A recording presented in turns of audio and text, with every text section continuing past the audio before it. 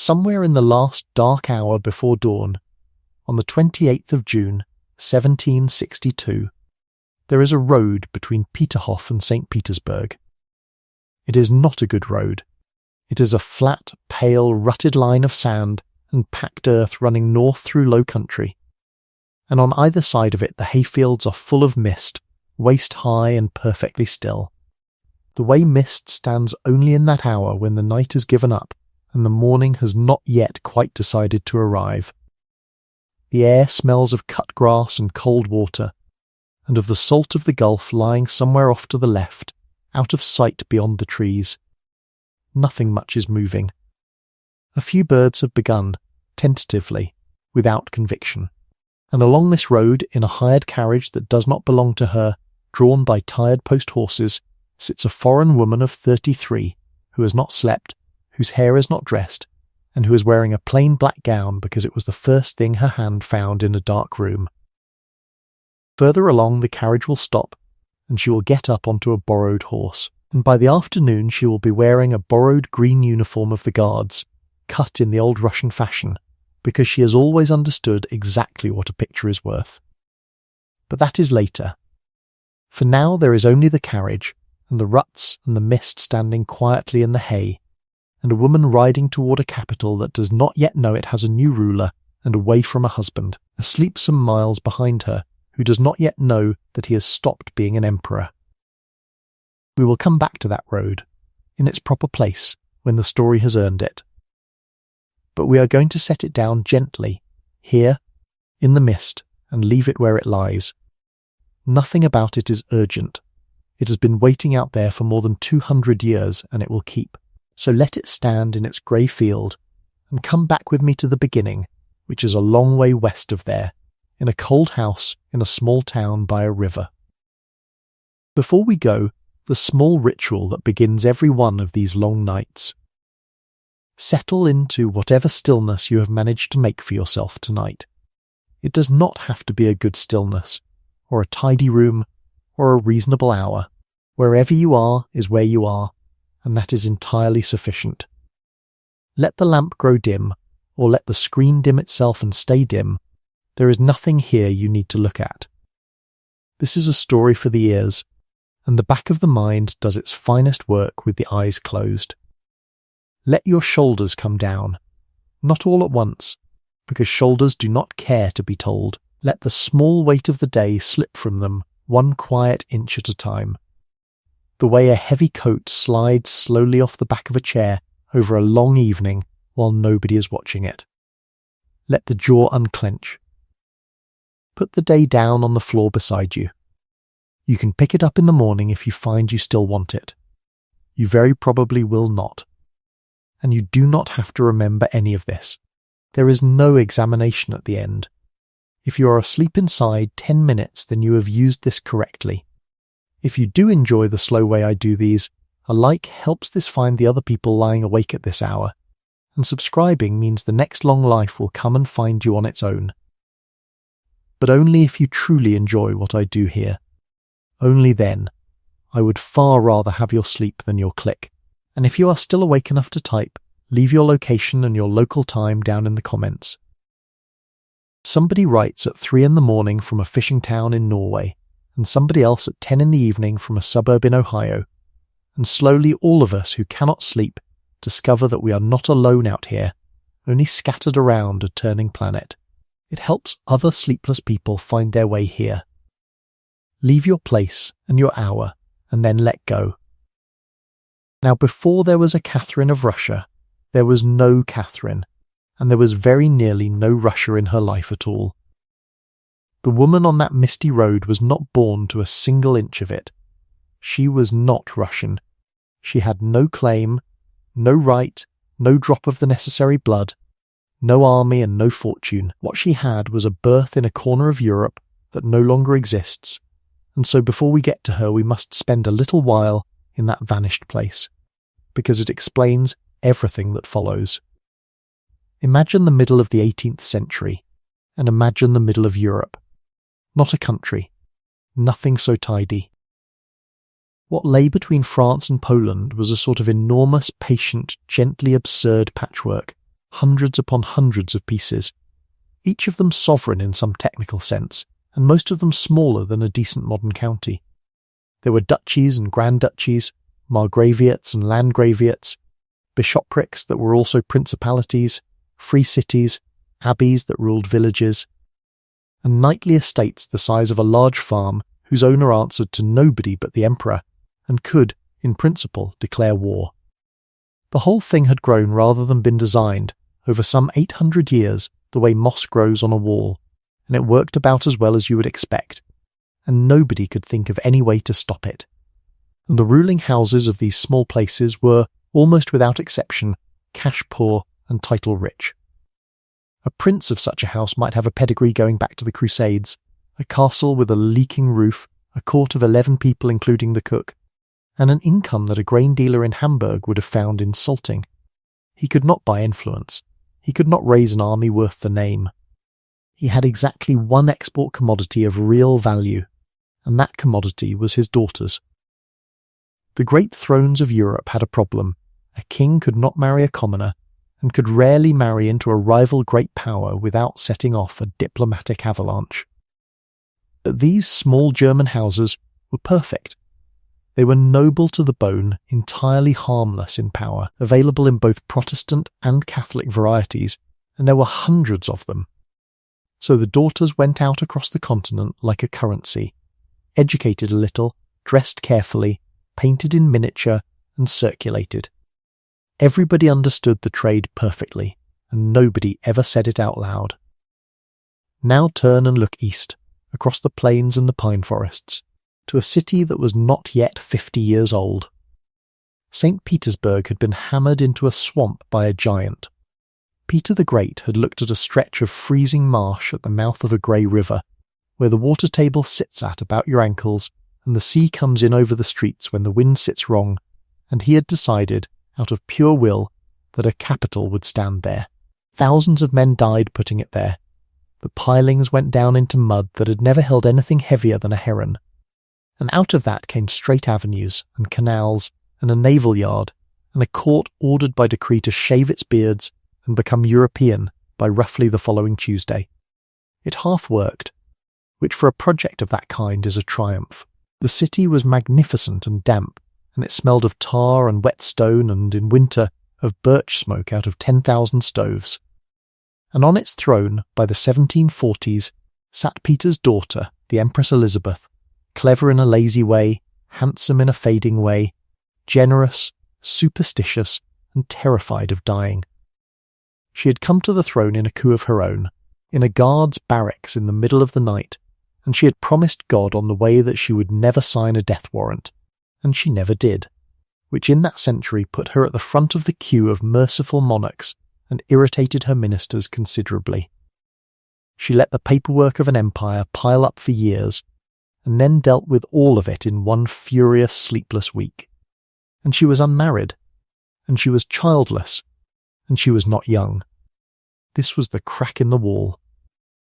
An empire of that size, with no rule of succession worth the paper it was written on, had precisely one thing standing between itself and civil war, and that thing was an heir.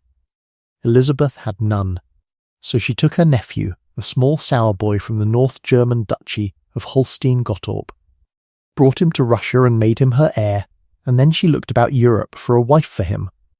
She wanted a girl royal enough to be respectable, Protestant enough to convert quietly, and from a family too poor and too small to make any trouble at all. She wanted, in other words, exactly what that patchwork of little German houses had been producing for centuries. Now, the town. Stettin sat on the river Oder, near where it widens toward the sea, in Pomerania, which then belonged to Prussia, and which today is Szczecin in Poland, with trams and a shipyard and people going to work in the rain. In the 1720s it was a fortress town, ramparts, a garrison, a customs house, gulls, the smell of fish and tar and hemp rope, cobbles slick with damp for 8 months of the year, and a wind off the Baltic that got into every room in the city. Rain was general, fog was normal. It was governed, for the King of Prussia, by a major general named Christian August, Prince of Anhalt-Zerbst. He is one of my favourite people in this entire story, and he is in it for about 20 minutes, which is unfair and typical.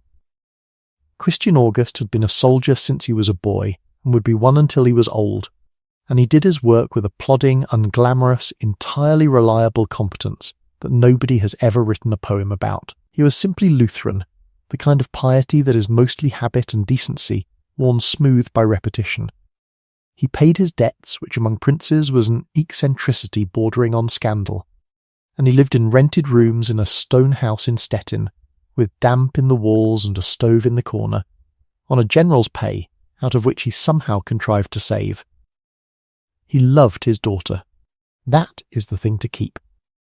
In a story about to fill up with brilliant, dangerous, glittering, faithless people, this quiet, dutiful man in a worn uniform loved his daughter plainly and without conditions. And she knew it, and she never forgot it, and she would see him only rarely after she left, and it stayed with her all her life like a coal at the back of a stove. He had married a girl less than half his age. Johanna Elisabeth of Holstein-Gottorp was 24 in the year our story properly begins, and she had wanted none of this. She was pretty and quick and restless and thoroughly bored. She had been raised with grander prospects, and she had ended up in a garrison town married to a decent tedious soldier twice her age, in rooms with damp in the walls. And she felt, with a hot and constant and rather adolescent certainty, that a mistake had been made about her. She wanted a court. She had a genius for exactly two things, making an impression on strangers and being ruinously indiscreet in front of people cleverer than herself. And she was, from the beginning, cold to her elder child. So, on the 2nd of May, 1729, in that house in Stettin, in the ordinary damp of a Baltic spring, a daughter was born and christened Sophie Friederike August von Anhalt-Zerbst, which is a great many names for a very small person with no money. The birth very nearly killed the mother, and the mother, when it was over, looked at what she had produced and was disappointed. She had wanted a son. Some years later a son did come, a delicate, sickly little boy, and Johanna poured everything she had into him, with an intensity that everyone could see from the next room, including the daughter, who was standing right there, watching, and who was not stupid. The family called the girl Fiction. It is a nursery word, a diminutive of Sophie, a sound rather than a name, the sort of thing a household calls a child before it has decided what the child is going to be. And the Fiction years are, on the surface, uneventful in a way that would put an audience to sleep, which is of course precisely why we are here. Small rooms, a stove that had to be fed, wet fur drying beside it, giving off that thick, warm animal smell that gets into the wool of everything, candles counted carefully, because tallow costs money and princes without money still have to see. Frost ferns on the window glass in January, and the particular sensation of a child putting one fingertip to the cold pane and watching a small round window melt slowly through the ferns onto the grey street below. The odour going past. Gulls, church twice on Sunday, the sermon long and the pew hard, lessons in the morning, prayer at night, the wind at the shutters, rain on the roof of a house in a garrison town, night after night after night, for years.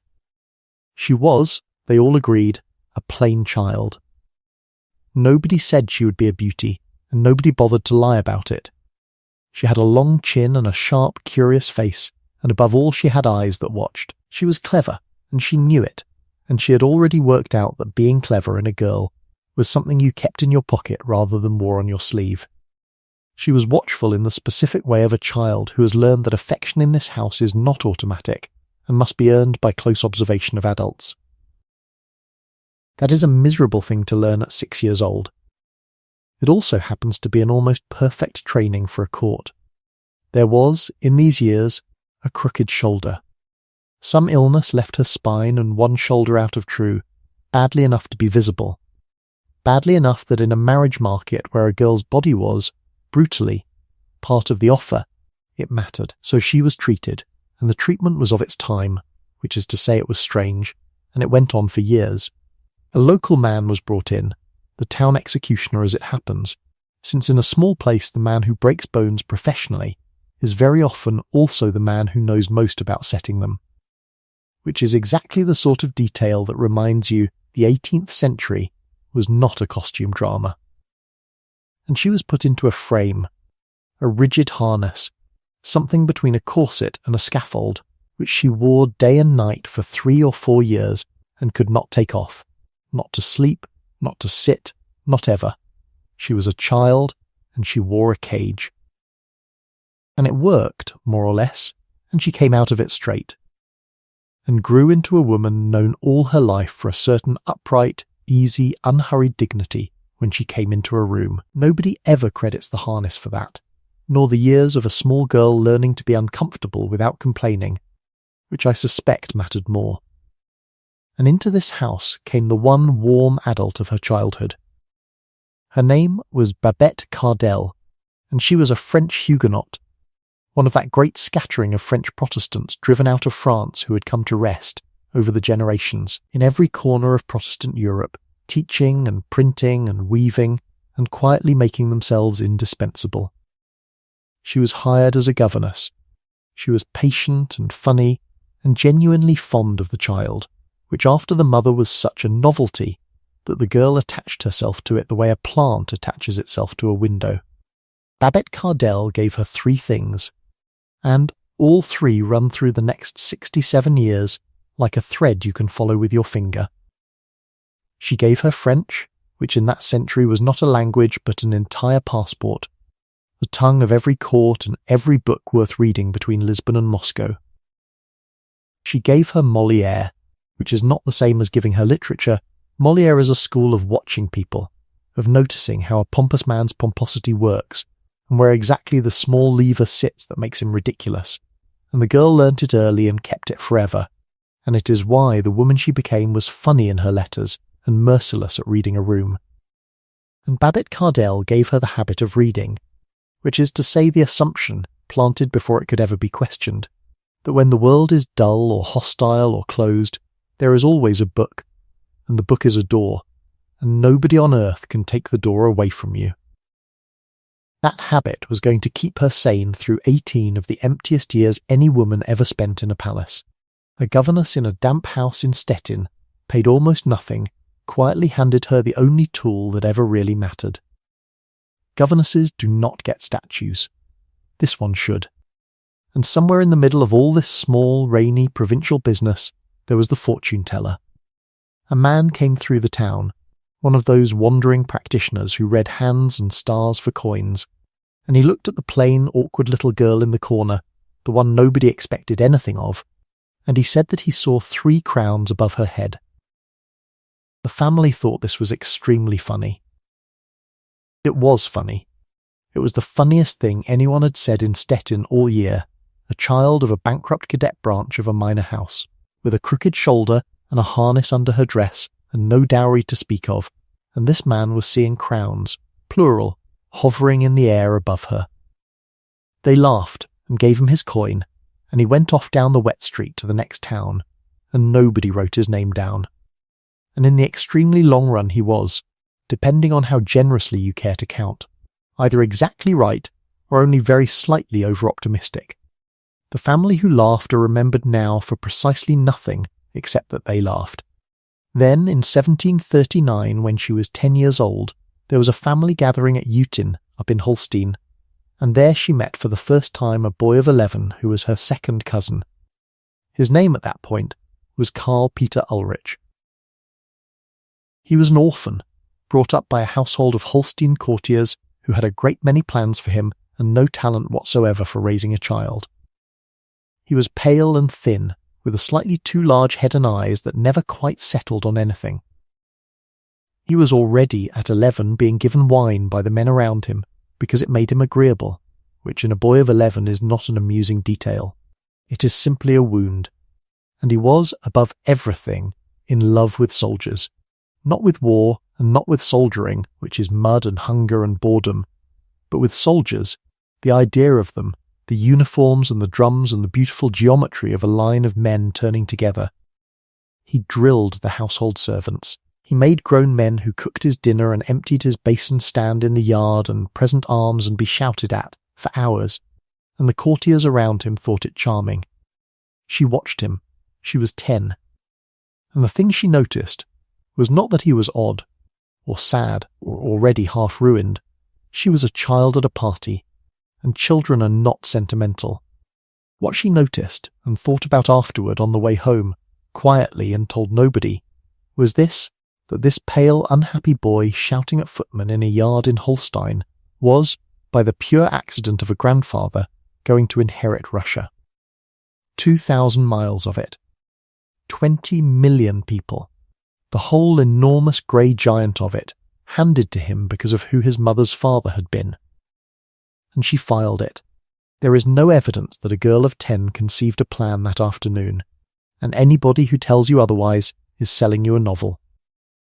But she noticed the size of the thing, and it stayed noticed, quietly, at the back of a very good mind, the way a single fact will sit in a drawer for a decade and then turn out to be the only thing in the house you needed. Then came the years of waiting, which for her were simply childhood going on, lessons and growing, the harness and the rain and the Oda Babette Cardell books, the little brother being adored across the room. And for her mother the waiting was something a good deal more active, because Johanna Elisabeth had also noticed the size of the thing. Johanna wrote letters. She was related, distantly and usefully, to the very Holstein family that had produced the boy, and, more usefully still, to the Empress Elizabeth's own long-dead fiancé, whom Elizabeth had never stopped being sentimental about. And she made certain in a warm flowing hand, over years, that the court at St. Petersburg was reminded that there existed, in Stettin, a daughter growing up nicely, in case anything should ever be required. It was shameless, and it was also entirely standard practice, and it worked. In January 1744, a letter came to the house at Zerbst, where the family was then living, and it was from the court of the Empress Elizabeth, and it invited the Princess Johanna Elisabeth and her elder daughter to come to Russia at once. It said, with enormous care, nothing at all about marriage, only that the Empress wished to see them, that they should come immediately, and that they should not bring the father. That last part was not an oversight. Christian August was too Lutheran, too honest and far too likely to say plainly, in front of people, that his daughter ought not to change her religion, so he stayed behind with his Bible and his accounts, and wrote her a long paper of advice for the road. And a second letter came, from Berlin, from the King of Prussia, Frederick II, who was then 32 and had already begun the career of quietly helping himself to other people's provinces that would eventually get him called the Great. Frederick blessed the journey. Frederick pushed the journey. He arranged an audience and looked the 14-year-old girl over at dinner and found her satisfactory and sent them off with a firm private understanding that this German girl and her far more excitable mother were going to be his people at the Russian court, his eyes, his voice, his tidy little Prussian investment planted at the elbow of an empire. It is worth pausing just long enough to enjoy it. Frederick was one of the shrewdest judges of an opportunity who has ever lived, and he looked at that girl across a dinner table and thought, in effect, that she would do nicely as an instrument. And she went east, and became the one sovereign in Europe who consistently outthought him, and she outlived him by 10 years, and the kingdom he most wanted a share of, she took a share of herself, twice more after he was dead. As investments go, it did not perform. It is rather nice to know that even the great strategists have a bad quarter. So they went. They left in the middle of January, in the depth of winter, because in that century you did not wait for the roads to dry, you waited for them to freeze, which is the only time a road in northern Europe is any good at all. And the journey took 4 months, and it was, by any standard you care to apply, appalling. They travelled under false names, in sledges. Berlin first, then east and east and east, through the flat white country, through Königsberg and Memel and Mitau and Riga, the horizon somehow getting further away every day. Sledges are wonderful for about the first hour. After that they are a wooden box on runners, unsprung. in which you are struck repeatedly in the base of the spine by the ground while being extremely cold. They wore fur over the fur, and they froze regardless, and the mother complained continuously, and the daughter, who was 14, did not complain at all, which is the first genuinely formidable thing we know about her. There were inns with no glass in the windows, only wooden shutters and a fire, and rooms where the entire party slept on the floor in a row, and where the fleas were remarked upon afterwards in writing. There were rivers crossed on ice that groaned under the runners in a long, low note that everyone heard and nobody mentioned. There were, and this is not decoration, wolves, heard mostly, seen sometimes, running alongside the road at a distance in the last of the light, unhurried, keeping pace, with that specific loose, easy trot that tells you they are not in any particular hurry, because they know precisely how far you still have to go. And there was the sound of the runners hissing on packed snow for hours at a time, hour after hour after hour, which is the most hypnotic sound in the world, and which, at 14, in the dark, under a heap of frozen fur, is either a lullaby or a nightmare depending entirely on what you happen to be thinking about. And she was thinking. Somewhere on that road between one frozen river and the next, without announcing it to her mother, without a shred of drama, the 14-year-old girl came to a decision, and it was the decision that made every other thing possible.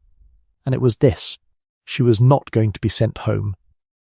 Whatever was waiting at the far end of the snow, whatever they asked of her, whatever the boy turned out to be, whatever she had to learn or say or become, she was going to make herself necessary, and she was going to stay.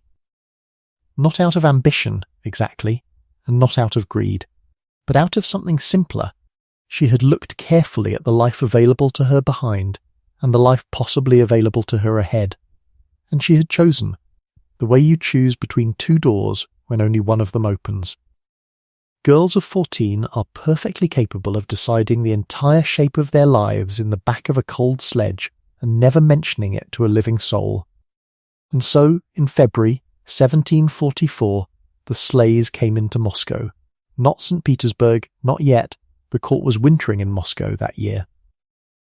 They came in at the end of a long grey afternoon, and the road had turned into a street without anyone quite announcing it, and there were low wooden houses first, and then bigger ones, and then walls, and smoke. Birch smoke. Thousands of stoves at once, hanging blue and level in the cold air and getting into the wool of her clothes, where it stayed. And there were bells. There are always bells. Moscow rang the way other cities breathe, hundreds of churches, gold and green and blue onion domes going dim in the last of the light, and the bells not ringing together but overlapping, layer upon layer. A soft irregular ocean of bronze that never quite resolved into anything and never quite stopped. Sleigh runners hissing on packed snow in a city sound different than in open country, higher and quicker, with the buildings throwing the sound back at you from both sides.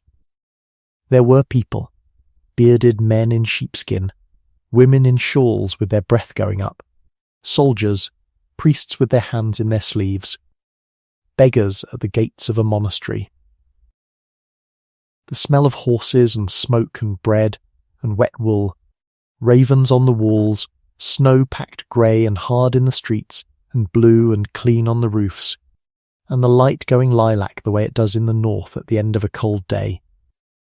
And in a sleigh at the centre of it, wrapped in furs that were not quite warm enough, sat a 14-year-old girl with a long chin and watchful eyes, looking out at a country she had never seen, whose language she could not speak one single word of, whose religion she did not hold, and whose people, in the fullness of time, without irony and without being asked, would call her their little mother.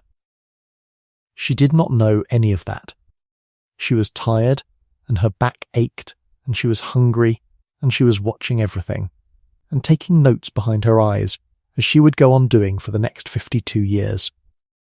The bells went on ringing over the roofs, the light went blue, and then violet.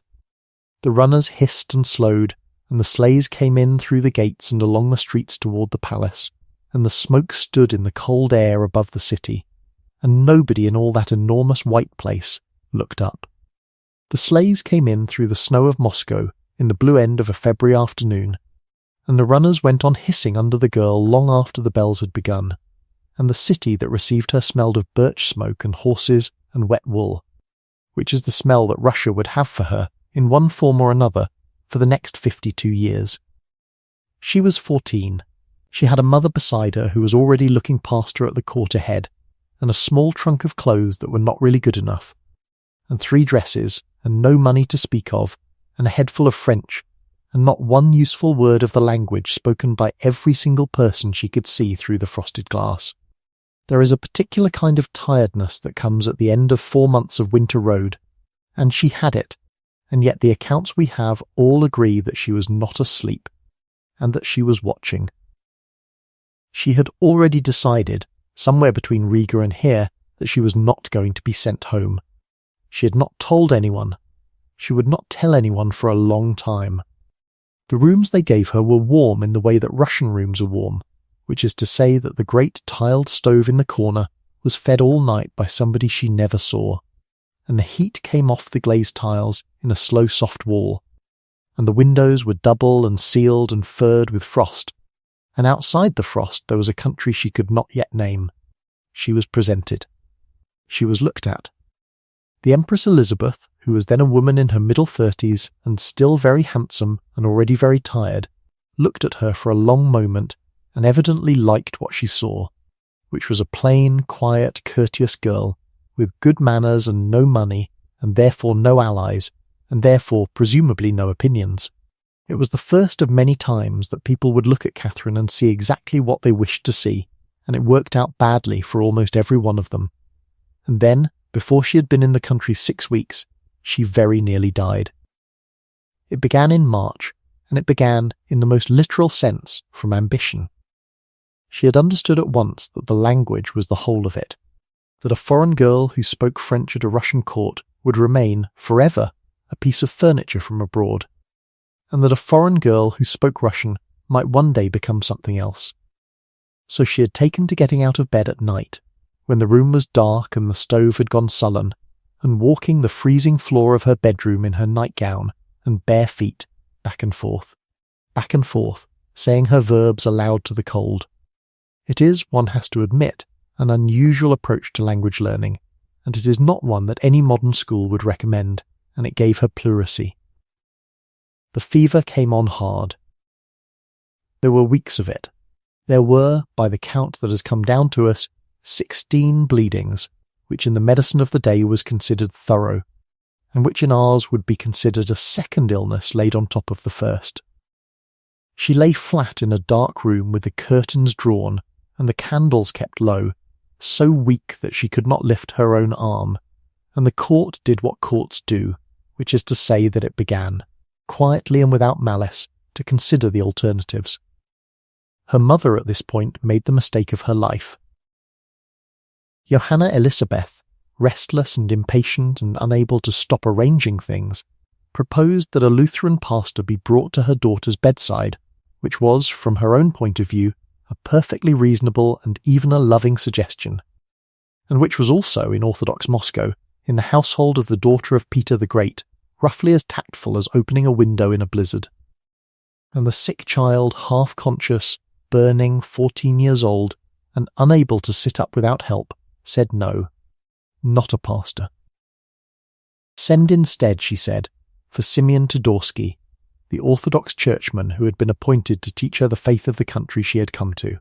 It was, depending on how you look at it, the purest piety or the coolest piece of political judgment ever made by a person with a temperature. It may well have been both, and the interesting thing about Catherine is that with her it usually was both.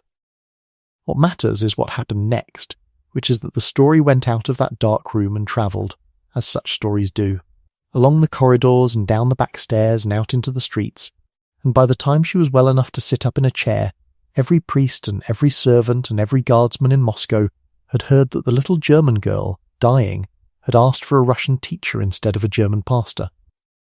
She had not yet learned the verbs. She had already won the country.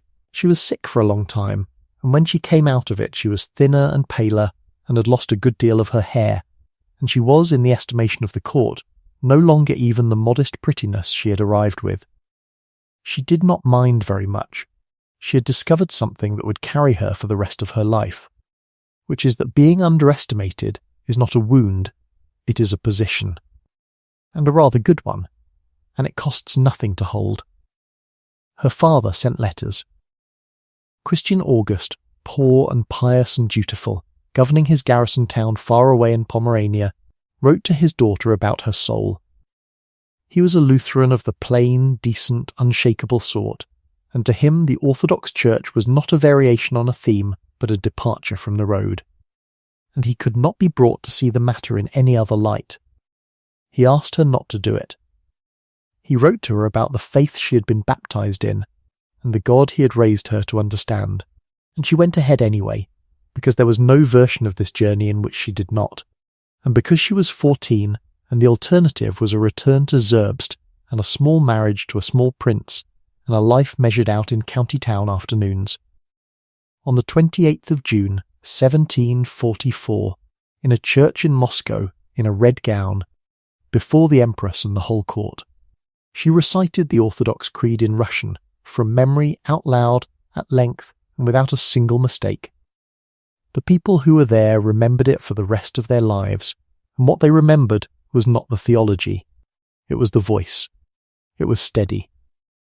She was received into the church and given a new name, Yekaterina Alexeyevna, Catherine, daughter of Alexei, the patronymic borrowed from a father she had never met and would never meet, because her actual father was 600 miles away in Zerbst, considering himself bereaved, and had not been invited to the ceremony, and did not come. She was Catherine after that. She would be Catherine for 50, 2 more years, and for the whole of the rest of recorded time, and the girl called fiction simply closed like a book and went onto a shelf, and was never entirely opened again except in private, in the memoirs she wrote for herself in the evenings, where she is sometimes very funny about her own childhood. The betrothal was the next day. The wedding was more than a year later, on the 21st of August, 1745, in St. Petersburg, and it was, by every account, magnificent, and it was, by her own account, one of the longest days of her life. There were 10 hours of it. The ceremony, the procession, the cathedral, the banquet, the ball. Her dress was cloth of silver, embroidered so heavily with silver thread, and stiffened with so much of everything that a court dress could be stiffened with, that she could barely stand upright in it, and the crown of it all was a small crown, and the weight of the whole arrangement pressed down through her shoulders into her feet for 10 unbroken hours, while she smiled at people whose names she was still learning. When it was finally over, she was undressed by ladies in waiting, and put into a bed the size of a small room and left there, in the dark, in a nightgown, in a foreign country, at 16. And her husband did not come. He came eventually, hours later, having been drinking with his servants, and by her own account, and hers is the only account, and it was written much later, and she was not a disinterested witness, and yet nothing anybody else recorded contradicts it in the smallest particular. Very little happened that night, or the next, or, as far as the historians can tell, for something in the region of the next 9 years. It is one of the strangest marriages in the history of thrones, and it began exactly as it meant to go on. Her mother lasted 3 more weeks. Johanna Elisabeth, who had come to Russia to be important, and had spent a year and a half writing letters to Frederick of Prussia about the Russian court, and meddling in factions she did not understand, and quarrelling with everyone who could have helped her, was finally found out. And Elizabeth, who was not a subtle woman, but who missed nothing, had her escorted out of the country in 1745, with her debts and her boxes and her opinions, and told her, in effect, not to write. She and her daughter would never meet again, and the girl who was left behind in the enormous cold palace was, from that day, entirely alone, in a way that very few people are ever alone. No family, no country, no money, no confidante, no ally, no faction, no fortune, and no way home. She was 16. She had 18 years to wait. Let us take those 18 years slowly, because they are the making of her, and because there is nothing in them that hurries. They are long. They were long to live. A marriage that did not become a marriage, a court that watched, a husband who was, in the technical sense, a grown man, and who was not, in any other sense, anything of the kind. Karl Peter Ulrich of Holstein-Gottorp, who was now the Grand Duke Peter, had been brought to Russia by his Aunt Elizabeth as a boy to be made into an heir, and the making had not taken. He had had smallpox in 1744, in the winter before their wedding, and it had left him deeply scarred, and in her private words, quite altered to look at, and it had done nothing at all to alter what was inside. He was frightened, and he was bored, and he was bored in the particular relentless way of a man with no interior life whatever, and he filled the boredom with soldiers. Real ones when he could get them, he drilled the servants in the corridors, made footmen present arms, court-martialed a groom, gave orders in German to men who did not speak it, and stood for hours in the freezing courtyard, watching a dozen unhappy Holsteiners march up and down. Toy ones when he could not. He kept toy soldiers, as a married man, in bed under the bedclothes, and set them out on the counterpane at night, and there is a scene in her memoirs, and she is far too good a writer for it to be an accident, in which she lies in the dark beside her husband while he plays with them on the blanket. And then there is the rat. The rat had got into his model fortress and eaten 2 sentries made of starch, and Peter, who was heir to 1/6 of the land surface of the earth, held a court-martial. There was a trial. The rat was found guilty of treason, and the sentence was hanging, and the rat was hanged from a small gallows and left there for 3 days as an example to the other rats, who, one assumes, were not much moved by it. His wife told this story on herself and on him for the rest of her life, and she never once had to add a comment to it, and neither shall I. He adored Frederick II of Prussia. He adored him with the pure, hot, uncomplicated love of a boy for a hero, and he said so, everywhere, loudly, in the palace of the country that Frederick was at that moment fighting, and he kept a portrait of him, and toasted him at Russian tables, and told Russian generals that they were fools compared to Prussian ones. He despised Russia, and said that too, out loud, at dinner.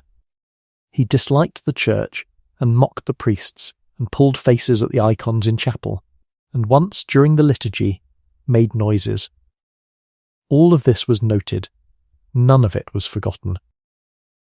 And beside him, silent, correct, in a plain dress, stood a young woman who never once in 18 years said anything of the kind about anything, and who went to every service, and stood through all of it, and crossed herself in the Russian manner, and fasted when she was supposed to fast, and learned every name and every face and every grievance in that court, and waited. She was watched. That is the thing to hold on to about those years. Her maids were changed when they became her friends. Her letters were opened, and she knew it, and wrote them accordingly. She was given companions who reported on her, and she worked out which ones, and fed them what she wanted read. Elizabeth, who had brought her over and liked her, and then, in the way of that Empress, stopped liking her, sent messages of alarming warmth and messages of alarming cold, sometimes in the same week, and it was never possible to know which was coming. There were spies at the keyhole, and there were spies at dinner, and there were, on at least one occasion, spies inspecting her books. And so, having nothing else, she read. This is the part of the story that nobody would put in a novel, because it is undramatic, and it takes years, and there is no scene in it, and it is nevertheless the hinge of the whole life. She began, more or less by accident, with a novel or two, and found them thin. She tried the letters of Madame de Sévigné, and enjoyed them, and moved on. And then she opened Tacitus. And Tacitus rearranged her mind. She said so herself, in that flat way she had when she was telling the truth about herself, that before Tacitus she had seen the world as it presented itself, and after Tacitus she began to see the machinery behind it, the motives under the manners, the interest under the loyalty, the way power actually moves in a room. She was in her early 20s, in a country where she had no power at all, learning to read power the way other people learn to read music. After Tacitus came Bayle and his enormous sceptical dictionary, which she went through article by article over 2 years. After Bayle came Voltaire, all of him, everything she could get. After Voltaire came Montesquieu and the spirit of the laws, which she read the way a hungry person eats, and read again and annotated, and would still be quoting and borrowing and openly stealing from 20 years later when she sat down to write her own great work of political theory in a warm room with the door shut. Hours a day. Every day. For years, in a palace where the official view was that the Grand Duchess had nothing to do, and when she was not reading she rode. She rode astride, which was not done, and which the Empress objected to, so she had a saddle made that could be changed on the mount and appeared side saddle when it mattered, and rode properly when it did not. Which is a small and perfect illustration of her whole method. She rode for hours, in all weathers, 13 hours in one day by her own count, out over the flat country in the long light, on a horse, alone, in the only place in the Russian Empire where nobody could reach her, and nobody could watch her, and nobody could report what she was thinking. She said, later, that the more the riding exhausted her, the better she liked it. One does not need to psychoanalyze a woman across 2.5 centuries to see what the riding was for. And the years went on, and there was no heir, and the Empress grew frightened. Elizabeth was the last of Peter the Great's line, and she had no child of her own. And she had imported one nephew and married him to one German princess in order to manufacture a grandson. And the grandson was not appearing, and she had been waiting 9 years. And so the court did what courts have always done, quietly, without minutes, without anything written down. It decided that the heir would be produced, and that the question of by whom was a technicality of a kind that the 18th century was well equipped to leave unexamined. The young man's name was Sergei Saltykov. He was handsome and charming and well-born and vain, and entirely uninterested in anything except the pleasure of the thing, and he was placed in her path with a deliberateness that fooled nobody at the time. She was 23 and had been married for 7 years to a man who did not want her, and had not had 1 hour of private affection from any living soul since Babette Cardell had said goodbye to her in Zerbst. It is not, on the whole, a story that requires much explaining. On the 20th of September 1754, after a long and bad labour, she gave birth to a son. And within the hour, before she had been washed, before she had been moved, before she had held him for more than a moment, the Empress Elizabeth came into the room, took the baby up in a blanket, and carried him out, and the entire court went out of the door behind her, because the court followed the Empress and the Empress had gone. And the mother was left. She was left on a mattress on the floor, between 2 windows, in a drought, in a sweat-soaked shift, with the door standing open, and no one came. She was thirsty. There was nobody to ask. The candles burned down. Hours passed. Everyone in the palace was at the other end of it, drinking to the birth of the heir. She was 19 days short of her 25th birthday. She had just performed the one function she had been imported to perform, and the moment she performed it she became furniture again, and the room went quiet and nobody came. She did not see her son for 6 weeks. She would never really get him back. Paul grew up in Elizabeth's apartments, wrapped in fur, overheated, overwatched, raised by an old woman's nurses and an old woman's fears, and he grew up knowing that his mother was somewhere else in the same building and did not visit, and he did not know, and probably never learned, and certainly never believed, that she had not been permitted to. Between those two people there was laid, in the first 6 weeks of her life, a distance that neither of them ever crossed. It would still be there 42 years later, in the last week of her life, and it would decide what happened to Russia after her. As for who his father was, the honest position is the plain one: nobody knows. She hinted in her memoirs in a direction that suited her, which was Saltykov's. The court gossiped, and has gone on gossiping ever since. Paul, when he grew up, looked and behaved so exactly like Peter III that the point can be argued from a portrait. It cannot be settled, and it does not need to be settled tonight, and we shall say it once, calmly, and put it down, and leave it, the way you set down a book you have finished. There was another child. Stanislaw Poniatowski came to St. Petersburg in the middle of the 1750s as a very young Polish nobleman attached to the English embassy, and he was cultivated and gentle and a little melancholy, and he fell in love with her completely and without calculation, which had not happened to her before. And he wrote about her decades afterwards, when everything between them had turned into history and grief, with an unguarded tenderness that is quite difficult to read. Their daughter, Anna Petrovna, was born in 1757, and Elizabeth took that baby too, and Anna died at 15 months in 1759, and there is almost nothing else to say about her, because there was almost nothing else to her. A small life, a small coffin, a winter. Catherine mentions it briefly. She mentions almost all her griefs briefly. And Europe, meanwhile, had set itself on fire. The 7 Years' War had begun, and Russia was in it against Prussia, and Russian armies were beating Frederick, actually beating him, at Gross-Jagersdorf and Zorndorf and Kunersdorf, marching into Berlin, while the heir to the Russian throne sat in St. Petersburg openly hoping that they would lose. And in the middle of this, the Grand Duchess was writing letters. She was writing to the English ambassador Charles Hanbury Williams in a private correspondence that was partly friendship, partly politics, and entirely indiscreet, and she was taking money from him.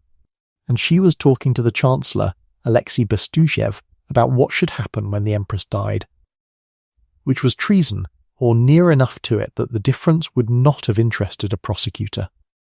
In 1758 it came apart. Bestujev fell. He burned his papers in time, which saved them both, but the fall came close enough that she was summoned in the middle of the night to be examined by the Empress herself, with Peter standing there enjoying it, and a screen in the corner behind which everybody in the room knew someone was listening. She was 29. She had no cards at all, and she played the only one there was. She wept, and she knelt, and she said that she was of no use to anyone, that she had failed to please, that she was a burden and a foreigner and a disappointment, and that the kindest thing the Empress could do for everybody concerned was to send her home to her mother in Germany. It was, of course, the one thing that could not possibly be done. 9 years of dynastic engineering, an heir in the nursery, a treaty, a marriage, the whole apparatus, you cannot ship it back to Zerbst because the girl has asked nicely. Elizabeth knew it before the sentence was finished. The interrogation collapsed. The Empress ended up comforting her. The screen in the corner did not speak. She went back to her rooms at dawn, still shaking, having just discovered at 29 the single most useful fact of her whole political life, that if you are certain your enemy cannot afford to do a thing, you should ask them to do it. Then came the Guards, and, at the head of the Guards, Grigory Orlov. He was an artillery officer, one of 5 brothers, all enormous, all brave, all popular, and he was the handsomest man in the army and one of the least reflective people in Europe, and he had been wounded 3 times at Zorndorf and had refused to leave the field, and the soldiers loved him the way soldiers love that sort of man. He was not clever. He did not need to be. Behind him stood the regiments of the Guards, the Izmailovsky, the Semyonovsky, the Preobrazhensky, who had made 2 empresses already in that century, and who were beginning to look, with dismay, at what was coming to the throne. And Elizabeth was dying. She died slowly through all of 1761, in a series of strokes and recoveries and long frightened nights, growing enormous and sleepless and superstitious, refusing to lie in the same room twice. And she died at last on the 25th of December, 1761, and the daughter of Peter the Great went out of the story, and Peter III came into it. He had spent 17 years preparing to be emperor. He used roughly 6 months of it. It is worth being precise about what he did in those 6 months, because it is genuinely difficult to think of a shorter road to the same destination. Russia was winning the war. Russian troops held Berlin. Frederick had written out, in his own hand, notes on how a man might kill himself decently, Prussia was finished. And the new emperor, within weeks, stopped the war, gave everything back. Every province, every prisoner, every conquest, 5 years of it, tens of thousands of Russian dead, asked for nothing whatever in return, and then offered Frederick an army. He did it out of love. There was no policy in it and no bribe behind it, and nothing to be gained by it. He simply admired the man, and now he could give him a present. The Russian officer corps stood in the snow and watched 5 years of their lives handed back across the table, and something in them closed like a fist. Then he dressed them. The guards, who wore the green of Peter the Great, were put into Prussian uniforms, narrow, tight, foreign, with the pigtails and the powder, and he mocked their beards and their old drill and their old regiments. And let it be known he meant to break up the guards altogether and send them off to fight a war in Denmark, about a corner of Holstein that no Russian had ever seen or wanted. On behalf of a duchy that was not Russia's business, for reasons that were nobody's but his own, he mocked the church and took the estates of the monasteries in a manner so abrupt that even the people who agreed with the policy were appalled by the manners, and he wore his Prussian medal, and he laughed in chapel.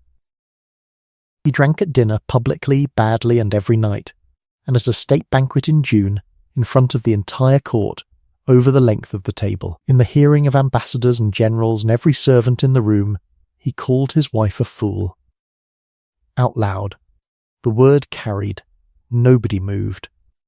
She sat quite still, and her eyes filled, and she said nothing at all, and the man beside her murmured something to comfort her, and the emperor went back to his food, entirely satisfied, and the dinner went on.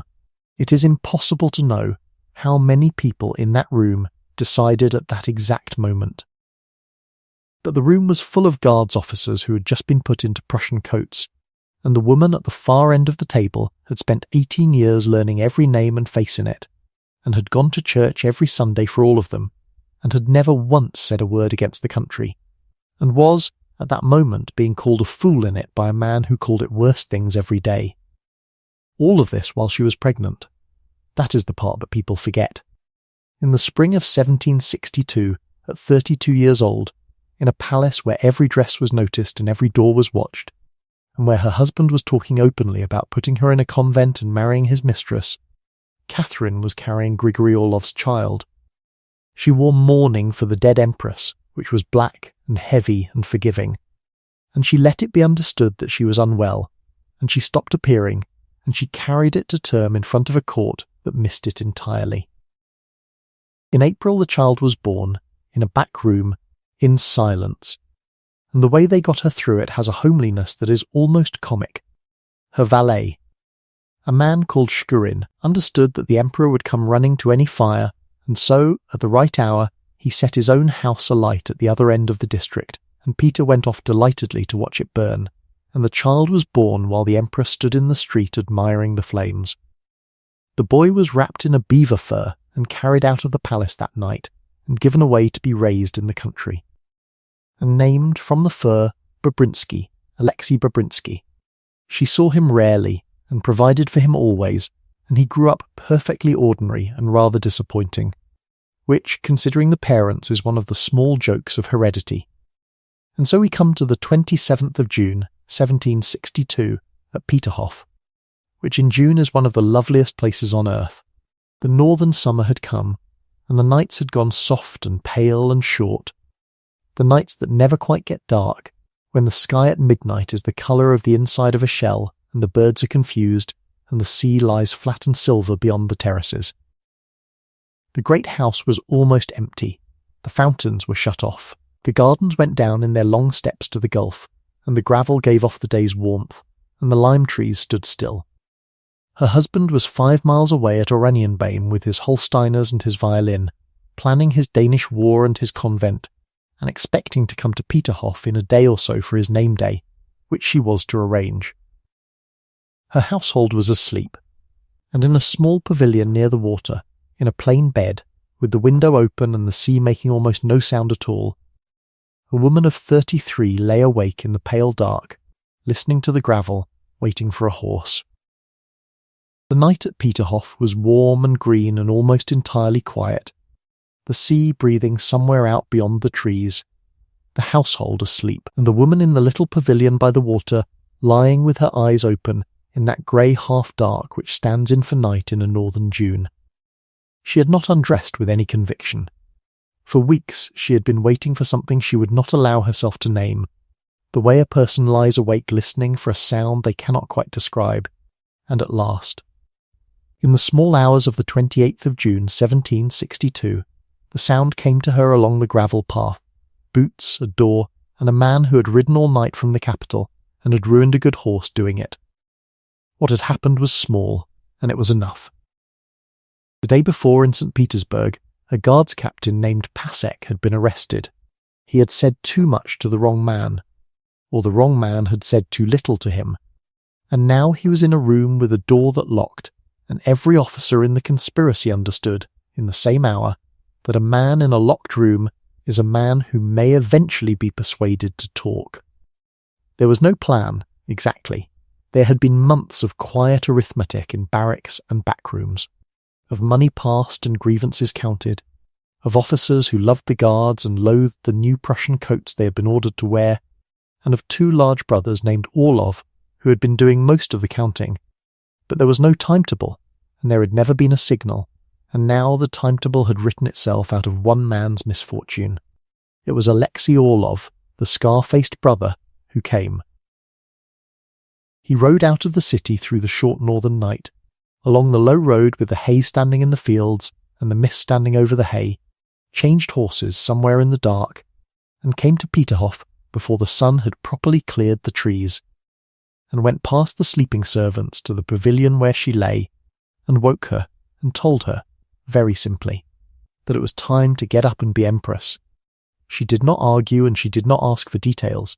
She was 33 years old. She had spent 18 years in that country learning that hesitation is a thing you pay for later, and at interest. She dressed in the dark in a black morning gown, because it was the nearest thing to hand, and because she was still technically. In mourning for the aunt who had brought her to Russia, she left her hair as it was. She went out through the wet grass to a plain rented carriage, waiting on the road with the coachman half asleep and the horses already tired. The carriage went badly. The horses had been driven all night before they started, and somewhere along that road they simply stopped being able to go on, and a woman who had been an empress for perhaps 40 minutes in her own mind, and for no minutes at all in anybody else's, stood in a hayfield at dawn with the mist to her knees, waiting. Another carriage came by and was borrowed. The remaining miles were done at a trot that must have felt like the slowest thing that had ever happened to anyone. And this, precisely this, is the road we stood on at the beginning of tonight's story, the mist in the hay, the borrowed wheels, the foreign woman riding toward a capital that did not yet know it had a new ruler, and toward a husband who did not yet know that he had stopped being emperor. We have come back to it, as promised, and now we can simply walk it through to the end. They came into the city in the early morning and went straight to the barracks of the Izmailovsky Guards, and here the whole thing either worked or it did not, and it took about 4 minutes. The drums beat. Men came out half-dressed and squinting into the light, and there in the yard was the Grand Duchess in a black dress with her hair down, standing in the ordinary dust of an ordinary morning, asking them, in effect, to save her life, which is the only political request that has never needed a speech. A priest was found. The regiment swore to her in the field before the sun was properly up, and the officers kissed her hands and the soldiers kissed the hem of her skirt, and somebody found a colonel's sash for her, and somebody else began to weep, because men who have decided to hang together become sentimental very fast. Then the Semyonovsky Guards came out to meet her on the road, running, and swore too. Then the Preobrazhensky, who were briefly and comically restrained by their own officers, and then swore anyway, over the heads of those officers, which is a thing that armies do about once in a century and never afterward forget. Then Kazan Cathedral, where the Archbishop was waiting, and where she was proclaimed Sovereign Empress in the smell of incense and warm beeswax with the candles going up in their hundreds. Then the Winter Palace, where the Senate and the Holy Synod came to her rather than the other way round, which is the entire story in one small piece of etiquette. and by the time most of the city had finished its breakfast, the largest country on earth had a new ruler, and not one shot had been fired, and not one man had died. It was, all things considered, the tidiest revolution of the century. She was by then extremely aware that she had done the easy half. Somewhere down the coast, in the seaside toy fortress at Oranienborn, a man who was still legally the emperor of all Russia was drilling his Holsteiners and had not yet had the news. So that afternoon she did the other half, and she did it with the sure hand of a woman who had spent 18 silent years watching how that country liked to be spoken to. She put off the black gown and put on a green uniform of the old Russian Guards cut, borrowed from a young officer of about her size, the uniform Peter the Great's soldiers had worn and the new emperor had taken away from them. She borrowed a sword knot from a very young lieutenant who was so overcome that he could hardly hand it over. She mounted a grey horse called Brilliant, and she rode out at the head of 14,000 men in the long evening light down the road to Peterhof to fetch her husband.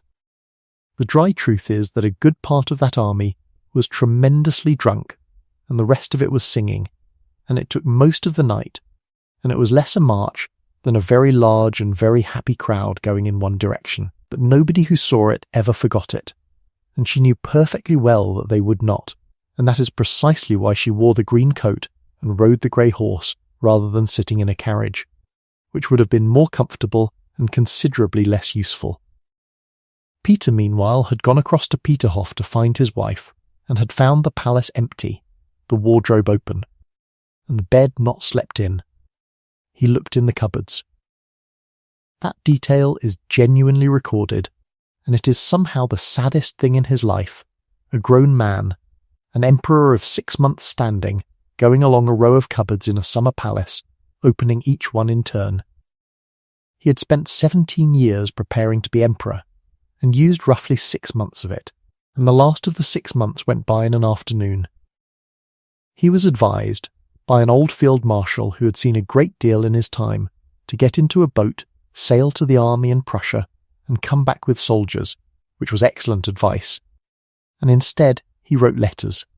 He wrote her 3 letters in one day, and everyone who has ever handled them notices the same thing, which is that each one was smaller than the last.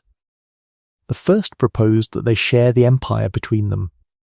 The second proposed that he be allowed to retire quietly to Holstein. The third simply abdicated in a shaking hand on the 29th of June and asked, in place of an empire, for 3 things: his violin, his dog, and his mistress. She granted 2 of them and did not record which.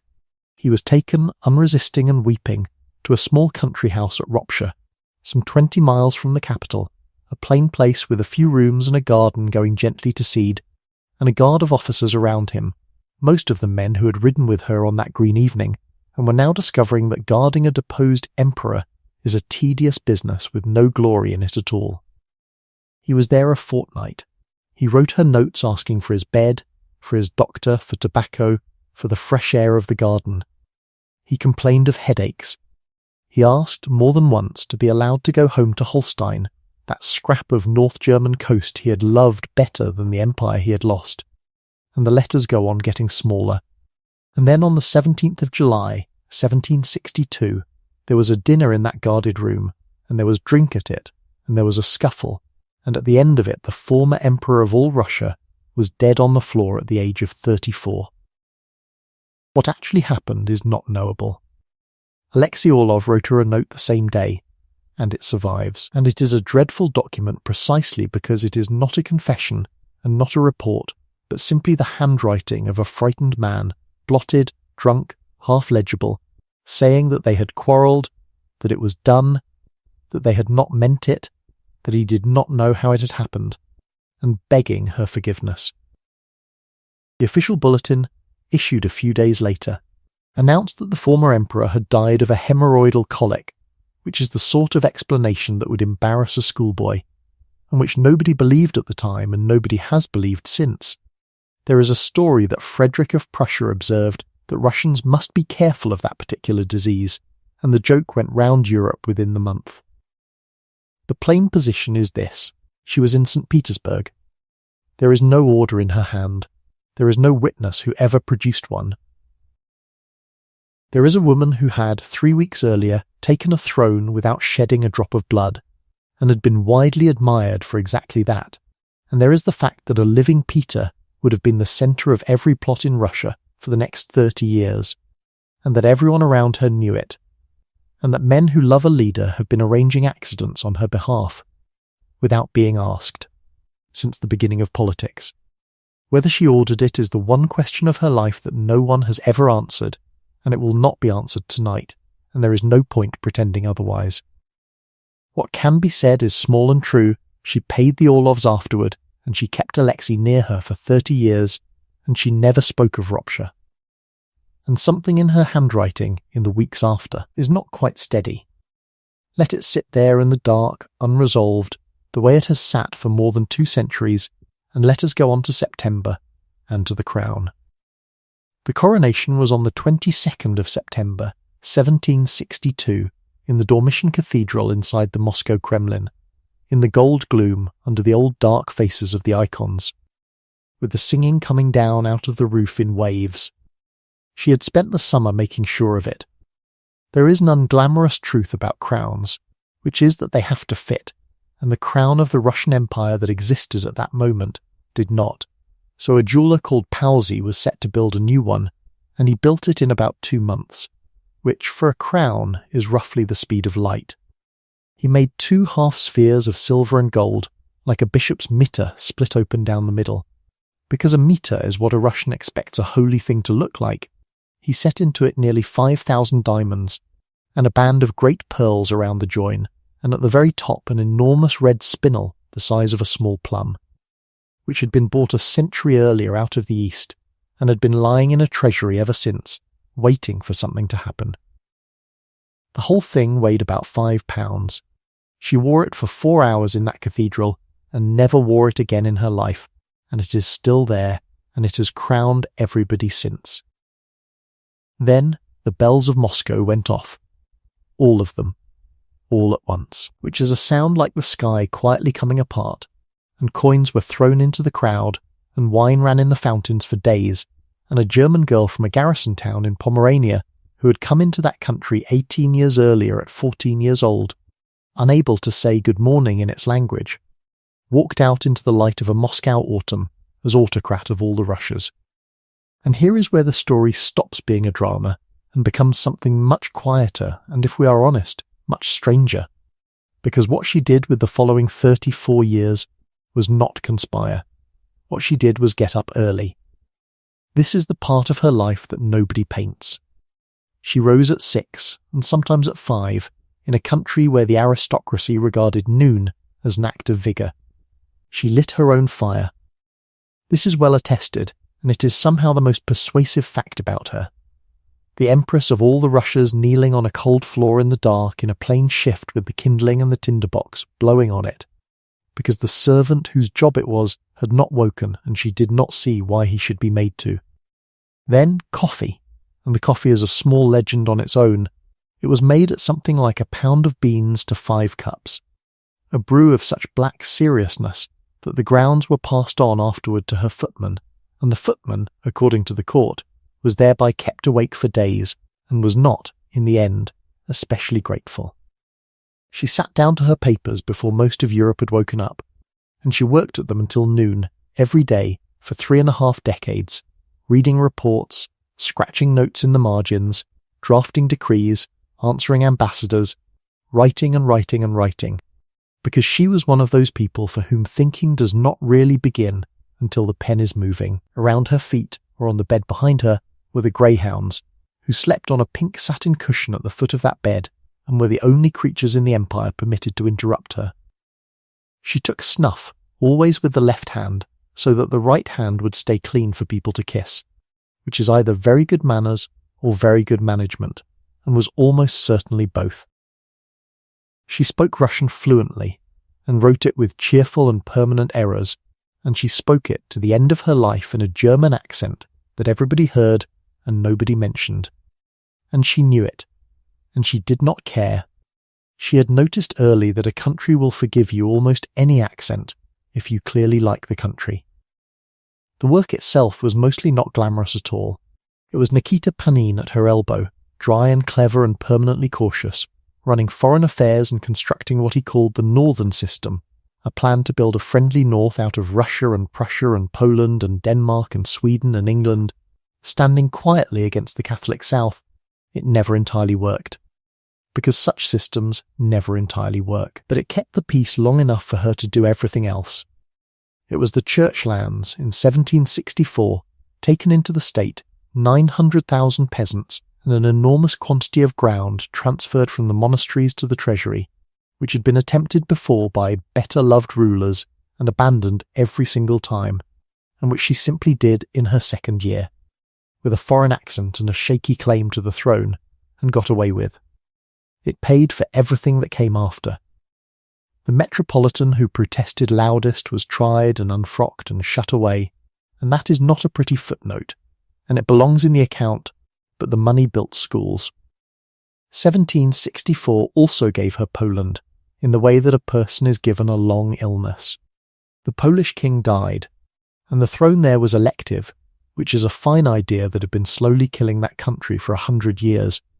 And Russian money went in, and Russian troops stood near the roads, and the man who was duly elected King of Poland was Stanislaw Poniatowski, who was 32, gentle, cultivated, well-meaning, and the young man who had loved her honestly and unhappily years before, and who was probably the father of her dead daughter.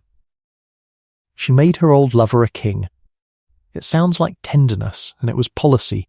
She wanted a Polish king who owed her everything, and could not move without her. And she got exactly that, and so did he. And so did Poland. Hold that quietly at the back of your mind, the way you would hold a small smooth stone in a pocket, because it will still be there at the end of this story, and it will not be small by then.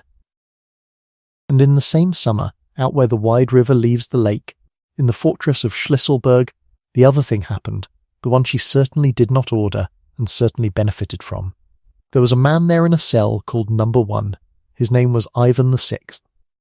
He had been Emperor of Russia at the age of 2 months, and had been taken off the throne at the age of 1 year by the aunt who had later taken Catherine's own husband as heir, and he had been in prison ever since, for 23 years, without a name, without a window he could see out of, without ever once having spoken to a person who was not a guard. He could barely speak at all. He knew in some dim and terrible way that he was of royal blood. He had been told nothing, and had somehow gathered everything. And in July of 1764, a young officer of that garrison called Mirovich, who had debts and a grievance and a head full of what the Orlovs had lately demonstrated could be done, decided that he too would make an emperor, and got some men together at night and attacked the inner guardhouse. He had not read the standing orders. The 2 officers who watched Ivan had written instructions, signed years earlier in the last reign, that if any attempt were ever made to free the prisoner was not to be given up alive. They obeyed. It was over in a few minutes, and when Mirovich broke into the room, the man he had come to crown was already dead upon the bed, and Mirovich sat down on the floor and waited to be arrested, and was executed. So a rival vanished, and the throne was suddenly and enormously safer, and she noted the fact in her private papers, with a coolness that has been held against her ever since, and the orders were not hers. They were her aunt's, and she had merely left them in place, which is a distinction each of us can make for ourselves at 2 a.m. if we wish to. Set it down. The candles are low. Let us go instead to the good things, because there were a great many of them, and they began immediately. In that same year, 1764, a Berlin dealer named Gotzkowski, who had assembled a superb collection of pictures for Frederick of Prussia, and had then discovered that Frederick, exhausted by 7 years of war, could no longer pay for them, looked round Europe for somebody who could. 225 paintings went to St. Petersburg instead, Rembrandts and Holzes and Rubens and Van Dycks, bought out from under the King of Prussia by the woman he had once expected to be his obedient little agent at the Russian court. That is the seed of the Hermitage.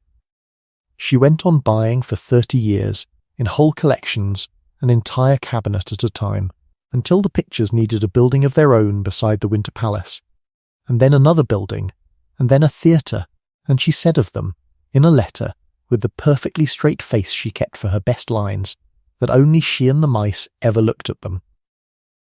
It has since been visited by a somewhat larger number of people than that, and in that same year, on the edge of the city in a great blue and white convent, she founded the Smolny Institute, a boarding school for girls, paid for by the state, the first such school in Europe.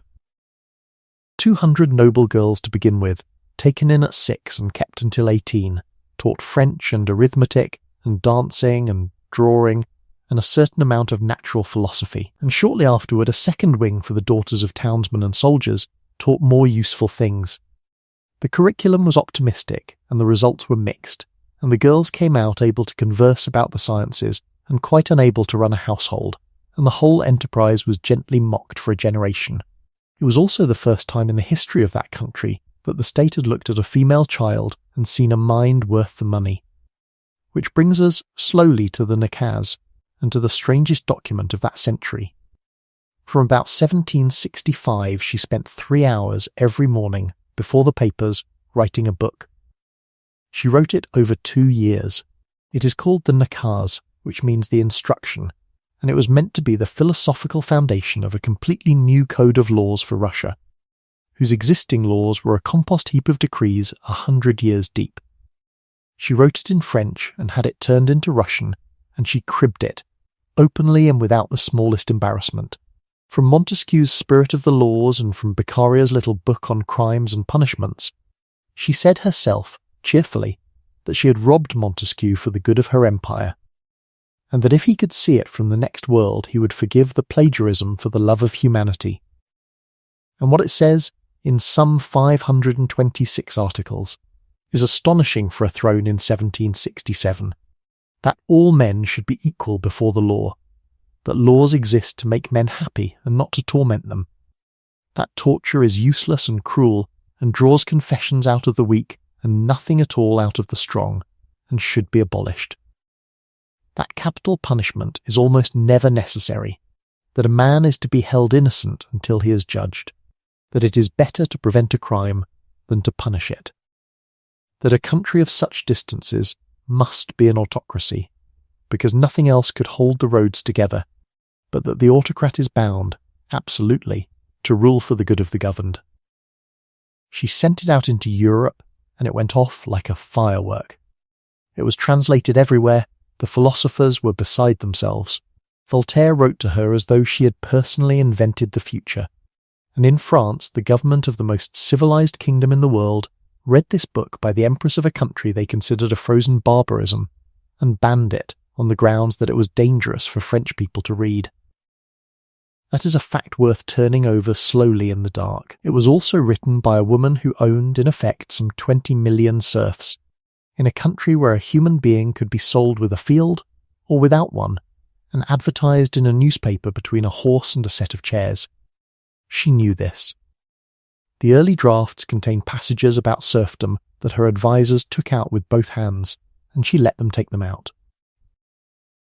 So the most liberal legal document in Europe was composed at a desk in the middle of the largest system of bondage in Europe, by its chief owner in the early morning, before the coffee had quite worked.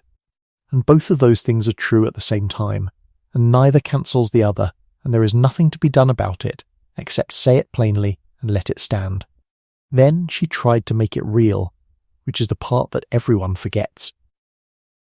In 1767 she summoned a legislative commission to Moscow, and it is one of the oddest assemblies ever gathered anywhere. 564 deputies came, elected from almost every kind of person in the empire, nobles and merchants and townsmen, Cossacks and state peasants and free farmers, and Tatars and Bashkirs and Samoyeds from the far north, some of whom had travelled for months to get there, some of whom had never seen a city, and each of them carried a written list of the grievances of the people who had sent him. They sat in the Kremlin under the instruction which was read aloud to them, in full, at intervals, presumably to general delight. They came in their own clothes, so that furs and caftans and powdered wigs were in one room together, and they were paid, and they could not be arrested while they served. All Europe watched. And there was one group not represented in that hall, and it was the group whose lives were the actual question, because the private serfs, who were half the country, sent no deputies at all. So they talked. They talked about the privileges of the nobility which the nobility liked. They talked about trade which the merchants liked. They talked about whether a merchant might be allowed to own serfs, on which everybody had an opinion and no two agreed. A handful of brave men stood up and said out loud that human beings ought not to be sold, and were shouted down by the room. They discussed things for a year and a half, and produced in the end nothing at all, no code, not one law, which is a fate that has befallen many committees since. When the Turkish War came in 1768, the commission was suspended so that the deputies could go away and be useful, and it was never seriously called back. She kept the transcripts. She said, long afterward, that they had taught her more about her own country than anything else she ever read, which is probably the truest thing anybody has ever said about a failed committee. And then, at the end of that same year, in the cold and the dark of a Petersburg October, she did the bravest quiet thing of her life, and it involved no army whatsoever. Smallpox was the great killer of that century, and it had been in her house all her life. It had disfigured her husband in front of her eyes. It had killed a young woman of her own court that summer, and it frightened her, as it frightened everybody, in the particular way that a thing frightens you when there is nothing you can do about it, except that there was, in England, something you could do. It was not vaccination, which had not been invented yet. It was inoculation, the old and frightening business of taking matter from a mild case and putting it into a healthy person through a small cut in the arm, so that they might have a small illness instead of a large one. It usually worked. It sometimes killed. The church disliked it. The doctors argued about it, and no monarch in Europe had gone near it. So she wrote to London and had a doctor named Thomas Dimsdale brought quietly to Russia. And she told him what she wanted, and the poor man was appalled. If the Empress of Russia died under his lancet, he was a dead Englishman in a country where nobody would ever hear of him again. So she made him an arrangement, and it is the detail that tells you everything about her nerve and her humour at once. A carriage was to be kept harnessed at a side gate, day and night, with fresh horses and money in it, and a relay of horses laid down the road to the frontier, so that if she died the doctor could be got out of the country before the Orloffs got to him. Then she had it done. At night, in secret, in October 1768, with only 3 or 4 people in the world knowing, the matter was taken from a boy of 6 and put into the arm of the Empress of all the Russias, and then, when she had had it and lived, into the arm of her son Paul, who was 14. And only when the 2 of them were through it was the whole thing announced to the country. She had gone first. That is the point of it, and she understood exactly that it was the point. She went to bed for a fortnight and had a mild fever and a scatter of spots and read a great deal, and then she got up, and the court came queuing at her door in its hundreds, terrified but queuing, because the Empress had done it and nobody could now say that it was foreign nonsense. Within a few years many thousands of people in the empire had been inoculated, and there were free inoculation houses in St. Petersburg, and the day was kept as a small annual holiday for years afterward. She had put her own body between a superstition and her country, alone, at night, with a carriage waiting at the gate for her doctor. It is not a bad way to run a government, and so we can leave her there, tonight, at the end of 1768, in a warm room in a cold city, recovering, propped up on pillows in the yellow light of a branch of candles, faintly spotted and thoroughly pleased with herself, with the greyhounds asleep on their pink satin cushion and the frost beginning to reach across the outside of the black window glass. She is writing letters, of course. She is writing to Berlin and to Paris to tell them, without appearing to boast and boasting thoroughly, what she has just done, and the pen goes on scratching, quietly, patiently, page after page, in a room where the only other sounds are the fire settling in the grate and the wind in the chimney. and the candles burn down very slowly, and nobody in that palace has the least idea what the next year is going to ask of her, and neither, for the moment, does she. The candle beside her bed burned down through the small hours and was replaced, and burned down again, and by the time she was properly well, the leaves outside the windows of the Winter Palace had gone from green to gold to nothing at all. And the river had begun to make that low grinding sound it makes when it is thinking about freezing.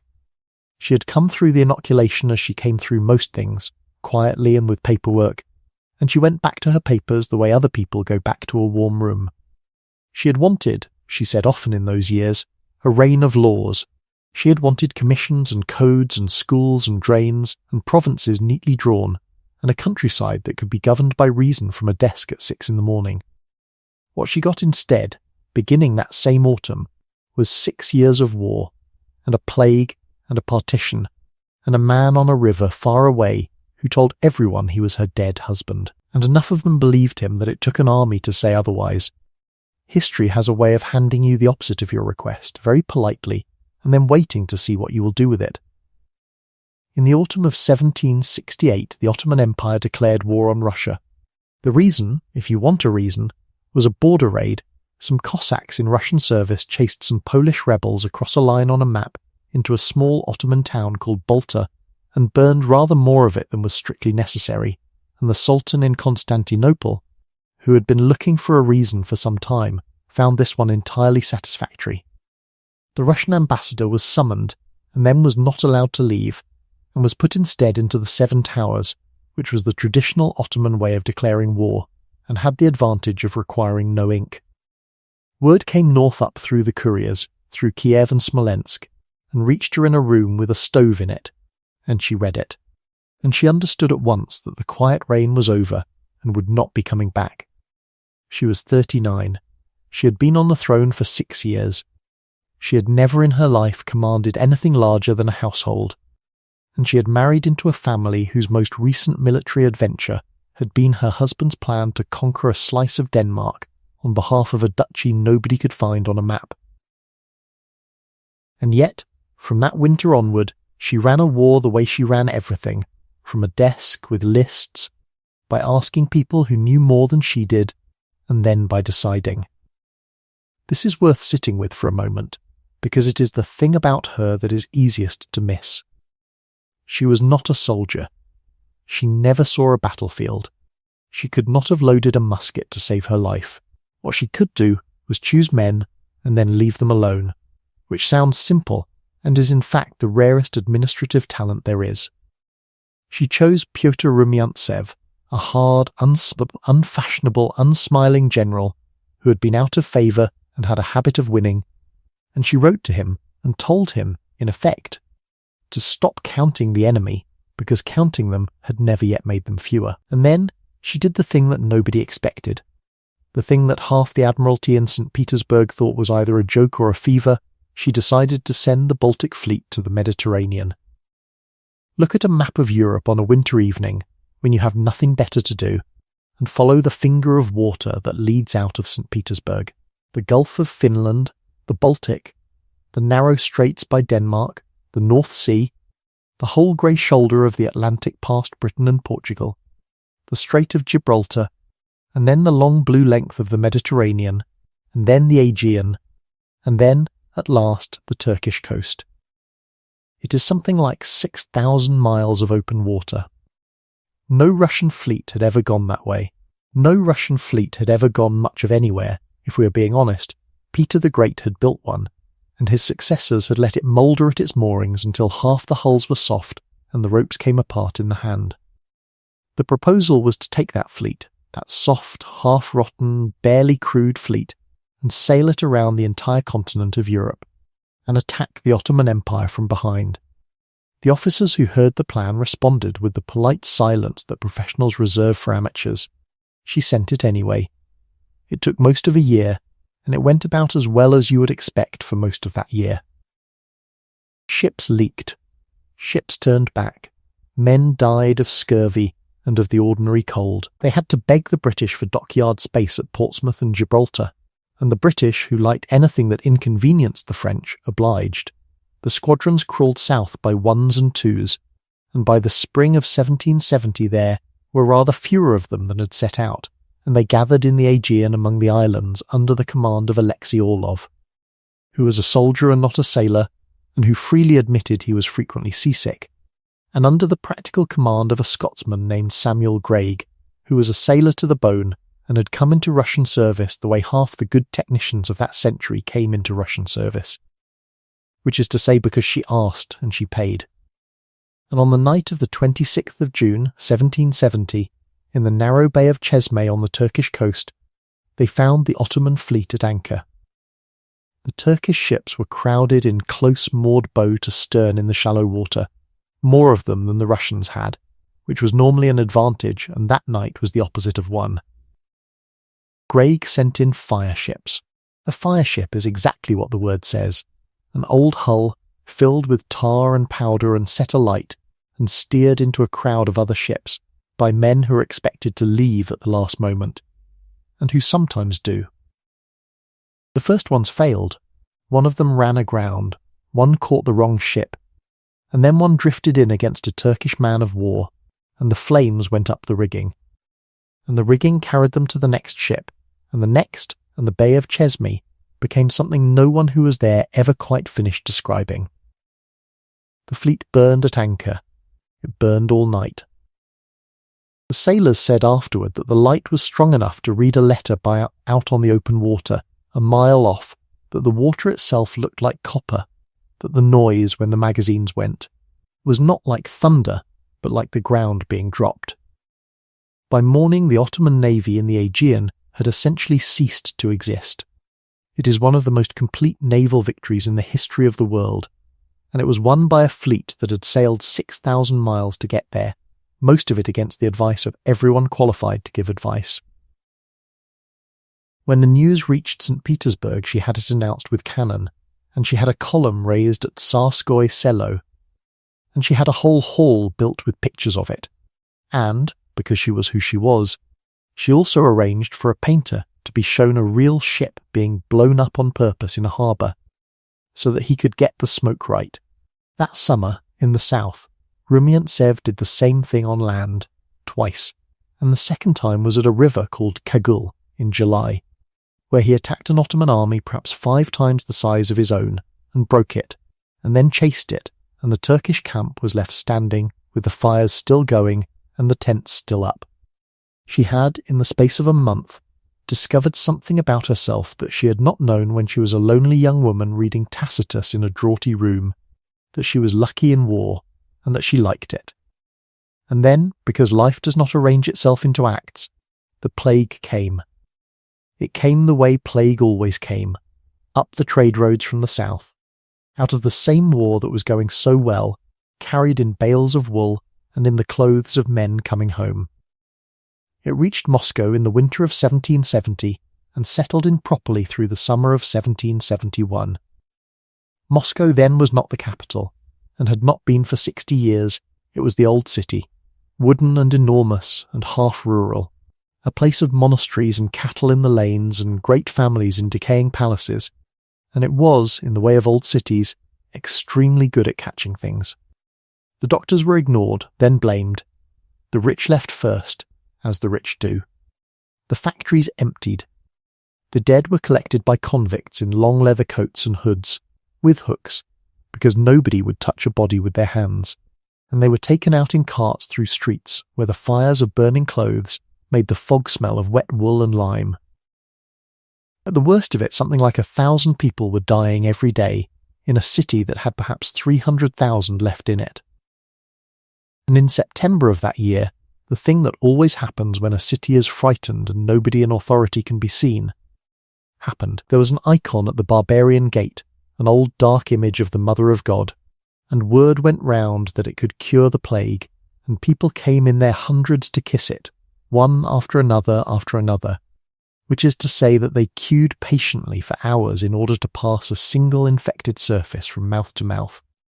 The Archbishop of Moscow Ambrosius, who was a sensible man and a brave one, ordered the icon taken away and the offering box sealed, on the entirely correct grounds that the cure was killing them faster than the disease.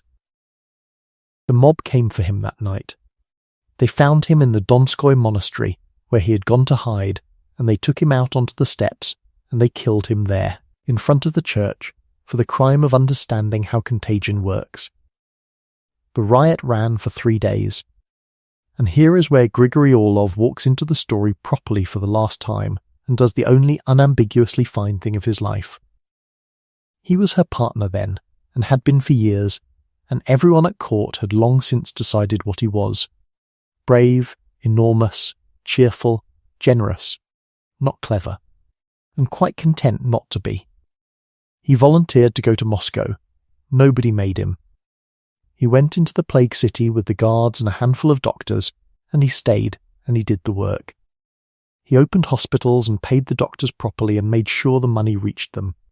He had the infected clothing burned and paid people to give it up, because it turns out that if you pay a poor man for his coat, he will let you burn it, and if you simply take it, he will hide it. He paid the convict burial crews in cash and in wine and in freedom afterwards. He fed the city. He raised the wages of the men who collected the dead until the job was worth doing. He walked about in it, visibly, which mattered more than any of the rest, because a city that is dying wants above all to see that someone in authority has not run away. And the plague broke that winter, as plagues do, and it is impossible to say how much of that was Orlov and how much was frost. But the people of Moscow knew what they had seen.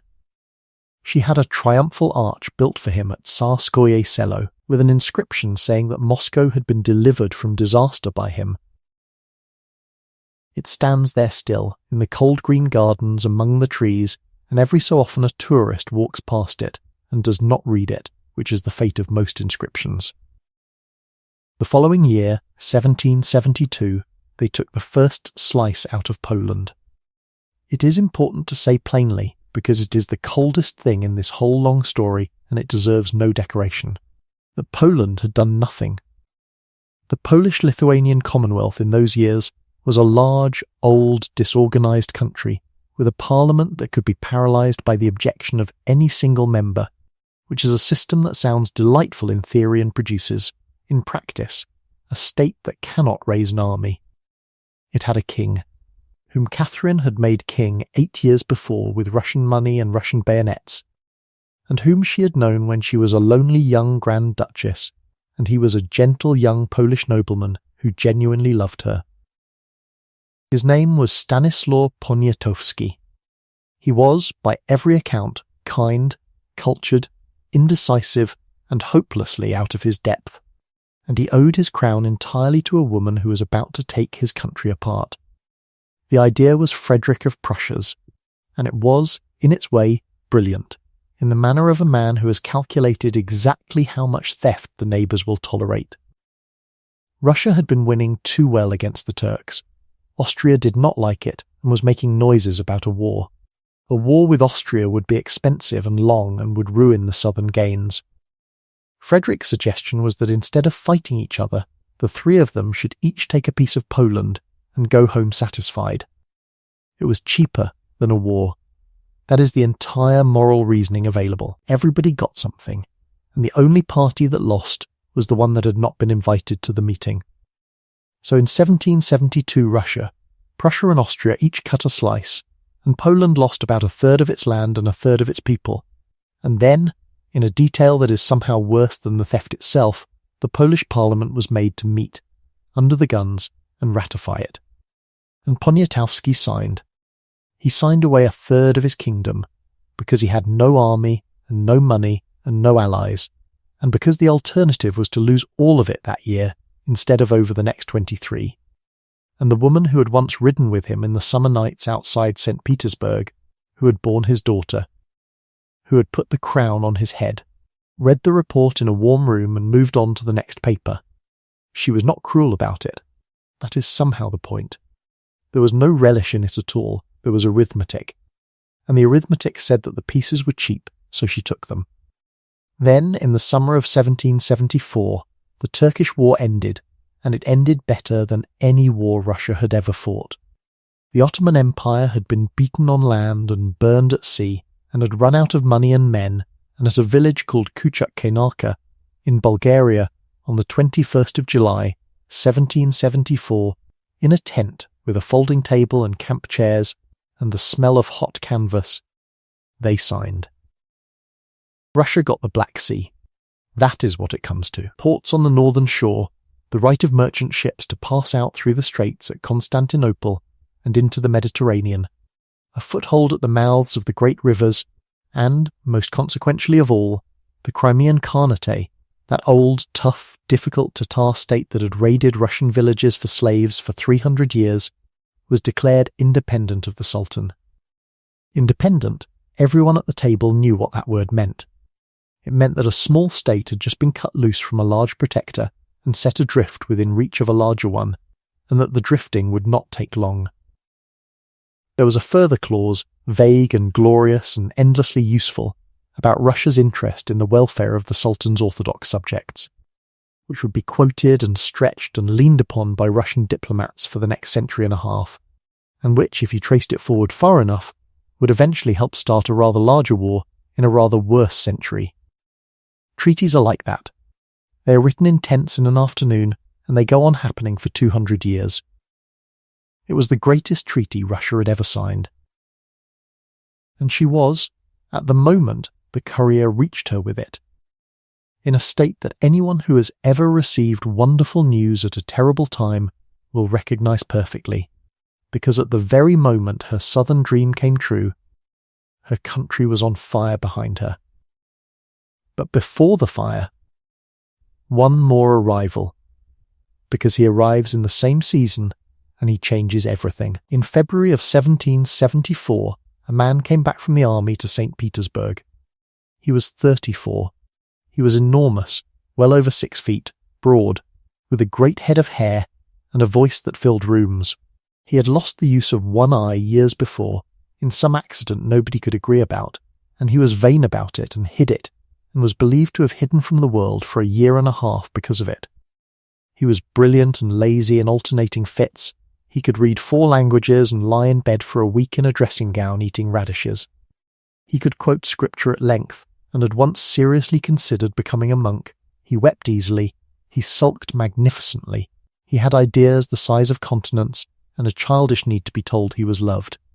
His name was Grigory Potemkin. He had been at the coup 12 years before, a very young officer in the crowd, and she had noticed him then and had gone on noticing him at intervals ever since. And from that February for the next 17 years, until the day he died in the grass on the open steppe, she was not alone. That is the simplest true thing to say about it, and it is the thing that mattered most. She had been alone since she was 14 years old.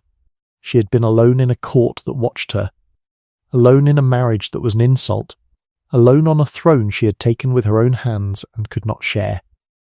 And then there was a man in the next room who was as clever as she was, who was not frightened of her, who argued with her, who understood the whole enormous, unmanageable idea of the South in the same way she did, and who could be trusted with an army and a treasury and a coastline.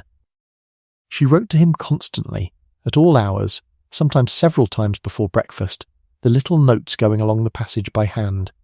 Hundreds of them survive. In them she calls him her twin soul, her golden pheasant, her marble beauty, her lion in the jungle, her dear toy, and rather more often than any of that, she tells him to stop sulking, to get out of bed, to answer his letters, and to come and eat something. It is one of the great correspondences of the 18th century, and about a third of it is the domestic management of a large, moody genius, which is a job many people will recognise. Somewhere in that year, probably in a small church at night, with perhaps 4 witnesses, they were almost certainly married. Neither of them ever said so. The evidence is a handful of references in her own letters to him as her husband, and a lifetime of behaviour on both sides that makes no sense otherwise. And when the affair between them ended, as it did after 2 years or so, the marriage. If it was one did not, he simply moved from her bedroom into the centre of her government, and stayed there and chose her later favourites for her himself, which is a level of unembarrassed practicality that the 18th century found much less shocking than we do. And underneath the fleet and the treaty and the letters, all that time out on the edge of the map, there was Pugachev. He came out of the Yaik River country in the autumn of 1773. Yemelyan Pugachev was a Don Cossack, a deserter, illiterate, restless, a man who had been arrested repeatedly and had escaped repeatedly, with a scarred face and a way of talking that made men lean in. And what he said, out there among the Cossack settlements where the government was a distant rumour and the taxes were not, was this, that he was Peter III, that he had not died at Ropsha 11 years before, that he had escaped and wandered the world in disguise, and had now come back for his throne and for his people, and to punish the German woman who had stolen both. It is easy, at this distance, to ask how anyone believed it. He looked nothing like Peter. He spoke no German. He was, on inspection, an illiterate Cossack with a scar. But almost nobody out there had ever seen an emperor, and the ones who mattered did not need to believe him so much as they needed him to exist. The Cossacks of the Yaik had lost their old freedoms and wanted them back. The Bashkirs had lost their land, the Old Believers had lost their church and were being taxed for their beards. The serfs chained to the iron factories in the Urals had lost everything there was to lose. And here came a man saying that the true Tsar was alive, and that he was on their side, and that the landlords had hidden him away. They did not believe it the way you believe a fact. They believed it the way you believe a rumour of rain in a drought. And so the rebellion came up out of the steppe like weather. He issued manifestus, freeing the serfs, granting the land and the water and the woods and the salt to whoever would follow him, and he could not read a word of them, and had to have them read aloud to him before they were sent. He kept a court. This is the detail that stays with you. He gave his ragged officers, illiterate horsemen in sheepskin, the names and titles of Catherine's own courtiers, his Orlov, his Panin, his Chernyshev, so that his camp on the frozen grass was a shadow, a mocking wooden copy of the palace in St. Petersburg, made out of men who had never seen a palace. He was crowned in improvised finery. He gathered tens of thousands. He besieged Orenburg all winter. He hanged landlords and burned estates, and in the provinces along the Volga the killing was terrible in both directions, because the government forces, when they arrived, hanged rather more people than the rebels had, and left the gallows floating down the river on rafts, so that the villagers downstream would see them go by. In July of 1774 he took Kazan and burned it, a great city, an old city, burned to the walls, and the news of that reached St. Petersburg in the very same season as the news of Kuchuk-Kainarka. She had, in one summer, won the Black Sea and lost the Volga. And then the Turkish war ended, and the army turned round. That is the whole military history of the thing. In a sentence, Pugachev had never been fighting the Russian army. He had been fighting whatever garrisons were left over, while the real army was 800 miles away in Bulgaria. The moment those veterans came home and marched east, it was arithmetic again, and arithmetic is not sentimental. He was beaten in the field in August. He ran. And his own men, the Cossacks who had made him, tied him up and handed him over for the reward, which is what almost always happens, and which he had probably always known. They brought him to Moscow through the snow in an iron cage on a cart, sitting up, in the open, for the whole long road, so that every village could see the true emperor being carried past in a box. He was executed at Bolotnaya Square on the 10th of January, 1775, in front of an enormous crowd. The sentence handed down was the old barbaric one, quartering, the whole dreadful ceremony. She had quietly given an instruction beforehand that the axe should come first, before the rest, and it did, and the crowd noticed. And there was a small confused noise from them at the moment when the order of it changed. It was mercy of a kind, done privately, and never claimed. That was rather her way. Afterwards she tried to erase him. She had the Yaik River renamed the Ural so that the name would go out of the language. She had the Yaik Cossacks renamed the Ural Cossacks. She had his home village renamed, and his house pulled down and burned, and the ashes scattered, and it was forbidden to say his name. And all of it failed, entirely and permanently, in the way that these things always fail, because the peasants went on telling the story anyway, in the villages, in the winter, and 100 years later the poets were writing it down, and tonight a river in Asia carries the name she gave it, and every single person who lives on it knows exactly why. And here is the honest hinge of her whole life, and it should be said calmly, without moralizing, because she never moralised about it herself. She had written, in her own hand, over 2 years, 3 hours every morning, that men should not be property. She had written that torture was an offence against reason. She had written that laws should protect the weakest. She had sent that instruction to be read aloud to 564 deputies in Moscow, and had it printed and had it translated, and France had banned it for being dangerous. And after Pugachev, she never went near it again. Not out of malice. Out of arithmetic, and out of fear, which is a colder thing than malice and much more common. She had seen what the countryside looked like when it rose, and she had understood that the only thing standing between her and that fire was the nobility. The same nobility who had made her empress in a field before dawn, and who could unmake her the same way. To free the serfs, she would have needed the nobles. To keep the nobles, she could not free the serfs. And so the instruction went on the shelf, and stayed there, and the great reform of the countryside that came out of Pugachev was not liberty but administration. The provincial reform of 1775 is, on paper, a beautiful piece of work, the sprawling old provinces broken into 50 new ones of roughly equal population, each with its governor, its courts, its treasury, its hospitals, its orphanages, its schools, arranged in clean tiers so that a decree from a desk in St. Petersburg could actually arrive somewhere and be carried out. It is the administrative skeleton of Russia for the next 140 years. It was genuinely, seriously good government, and it worked. And it handed the countryside to the landowners more completely than ever before, because the men who filled all those tidy new offices, who sat in the new courts and ran the new districts, were the local nobles themselves. The map got better, and the people in it did not. That is the ledger.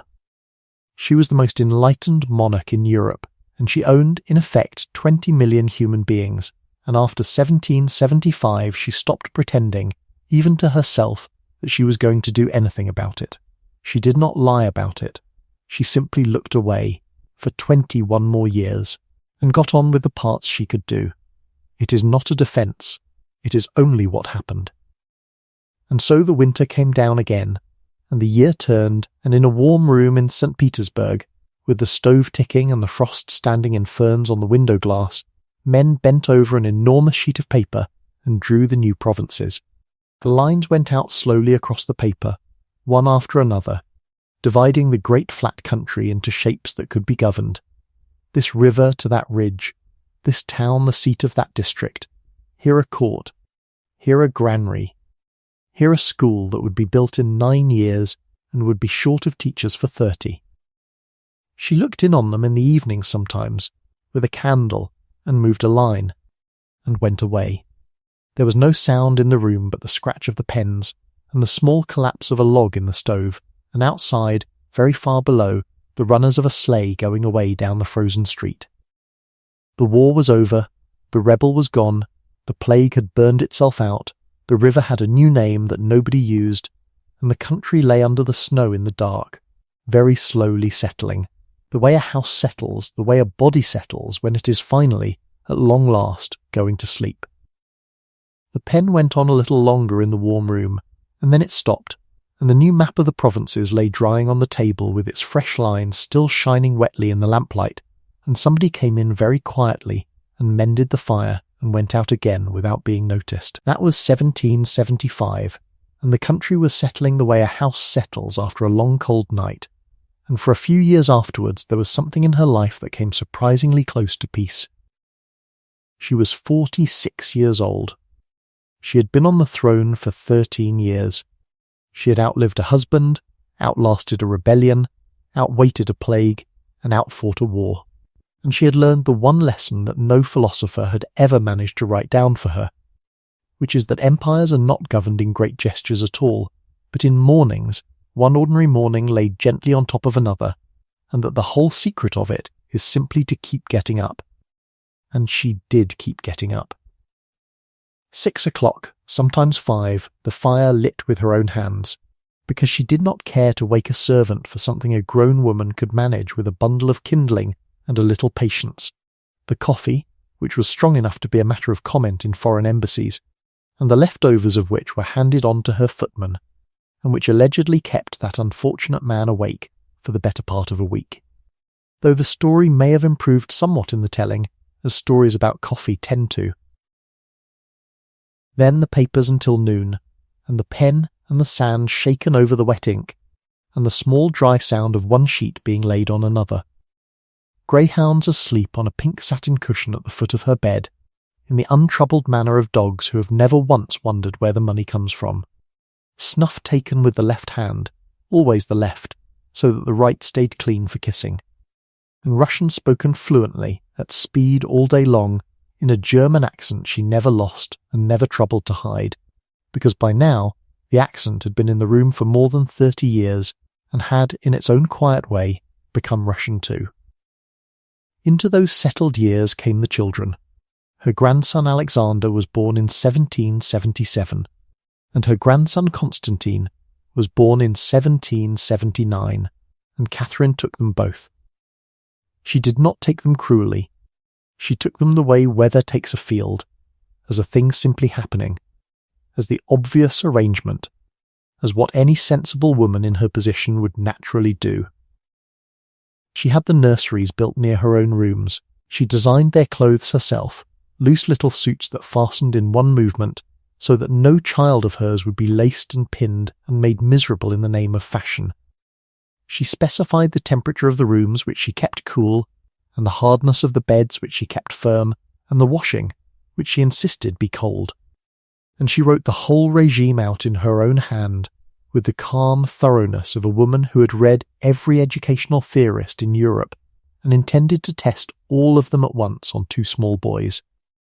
And their father Paul, 23 years old, watched his sons carried down the corridor to another wing, and was permitted to visit.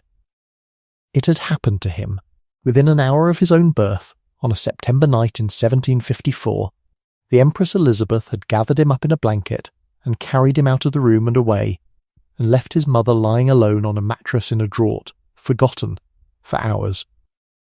And now his mother did the same thing to him, in a milder key, with better intentions and warmer rooms, and there is no evidence, in all the thousands of pages she wrote about herself, that she ever once noticed the circle closing. She simply did not see it. It is worth saying quietly, once, and then setting down, because it is not an accusation. It is only one of the plainer facts about people, that we tend to repeat the exact shape of the thing that was done to us, and to feel, while we are doing it, entirely reasonable. She wrote for the boys. This is the part of her that gets lost underneath the wars and the maps, and it is genuinely the best of her. She wrote them stories, real ones, about a prince called Claw, who goes looking for a rose without thorns, which is virtue, and finds it at the top of a steep hill after a good deal of sensible advice from a girl called Reason. She wrote them a simplified alphabet, because she thought the Russian one had rather too many letters standing about doing nothing in particular, and she was not entirely wrong. She wrote comedies for the court theatre, some of them quite funny, most of them anonymous, 1 or 2 of them gentle little executions of people she could not criticize in public. She wrote notes on Russian history and lists of proverbs and instructions for gardeners, and above all she wrote letters, thousands upon thousands of letters, in 3 languages, at all hours, in a hand that got faster and worse every decade, and the greatest heap of them went to a man in Paris named Baron Friedrich Melchior Grimm, whom she used as a diary, a shopping agent, a gossip column, and a mirror. To Grimm she reported everything and nothing, what the boys had said, what she had bought, which philosopher had disappointed her, how cold it was, how her greyhound had disgraced herself, and how the government of an empire compared with the government of a nursery, and generally in favour of the nursery. Somewhere in that mountain of paper is the actual woman, in her dressing gown, before anybody else in the palace was awake, writing about nothing at all with enormous pleasure. And then there were the philosophers, whom she loved dearly at a safe distance of about 2,000 miles. Denis Diderot came to see her. He had spent his life assembling the great encyclopedia, and had arrived in his 60s poor, as clever men so often do, and had put his library up for sale to provide a dowry for his daughter. Catherine bought it, sight unseen, at a very good price, and then arranged the whole thing so gracefully that it remains, more than 2 centuries later, the kindest thing anybody did for a philosopher in the whole of that century. She left the books where they were, on his own shelves in his own house in Paris. She appointed him their librarian. She paid him a salary to look after his own property for the rest of his life, and then paid him 50 years of that salary in advance, on the grounds that one never really knows how long a treasury can be relied upon. He came to St. Petersburg in the winter of 1773 and stayed on into 1774, and they talked almost every afternoon for months. And he talked. He talked the way a river talks, and being French and elderly and utterly delighted with himself, he talked with his hands. He leaned in, he seized her hands, he gripped her arms, and when the argument was going particularly well, he beat time on her thighs with his fists, until, as she reported afterwards with the mildness of a woman describing the weather, her legs were black and blue, and she took to having a small table placed between them before he arrived. He was the greatest mind in France, and she was the ruler of the largest country on earth, and their conversations were conducted across a piece of furniture positioned entirely for the protection of the imperial knees. And what he had come all that way through the mud and the snow to say was that Russia should be reformed at once, entirely, from first principles. This afternoon, the serfs freed, the laws remade, the whole apparatus rebuilt to a rational plan drawn up by reasonable men. And she listened, and she agreed with all of it warmly, because she did agree with all of it. And then she explained to him, without heat and without apology, the difference between them, that he worked on paper, which endures anything and never once complains, while she worked on human skin, which is ticklish and irritable and inclined to bleed. He went home charmed and slightly puzzled, and she went back to the papers, and neither of them, it should be said, was entirely wrong. Voltaire she never met at all. They wrote to each other for 15 years, an old man in a country house on the Swiss border, and a woman on a throne in the north, and they flattered one another with straight faces and enormous skill. He called her the Semiramis of the North, which was a considerable compliment, and also, if you happen to know your ancient history, a faintly two-edged one, since Semiramis was said to have come by her throne through the removal of a husband. He may have known that. She certainly did. Neither of them ever mentioned it. He died in 1778, and she took it badly, and then she did the thing that only she would have thought of. She bought his library, all 7,000 volumes of it, from his heirs, and had it packed into crates and carried across a continent by cart and by ship to St. Petersburg, where it was set out on shelves arranged exactly as they had stood in his own house. With his own reading chair among them, and those 7,000 books, with his pencil notes still in the margins, are sitting there tonight while you listen to this. It was the closest she ever came to having him in the room. In 1779 she did it again, on a grander scale and with a good deal more noise. The Houghton pictures were one of the finest private collections in England, assembled by a prime minister and inherited by a grandson with expensive tastes and no self-control, and when they came quietly onto the market Catherine bought the lot, over the loud protests of a great many Englishmen who felt, correctly, that their national treasure was going over the horizon in a Russian ship. The paintings went into the Hermitage, alongside the 225 she had bought out from under Frederick of Prussia at the very beginning of it all, alongside the Crozat pictures out of Paris, alongside cameos and coins and drawings bought by the crate and by the wall. She was not, at bottom, a great connoisseur. She was a great acquirer, which is a different and slightly more alarming thing. and she said so herself, with the dryness that never left her, that nobody admired those rooms except the mice and herself.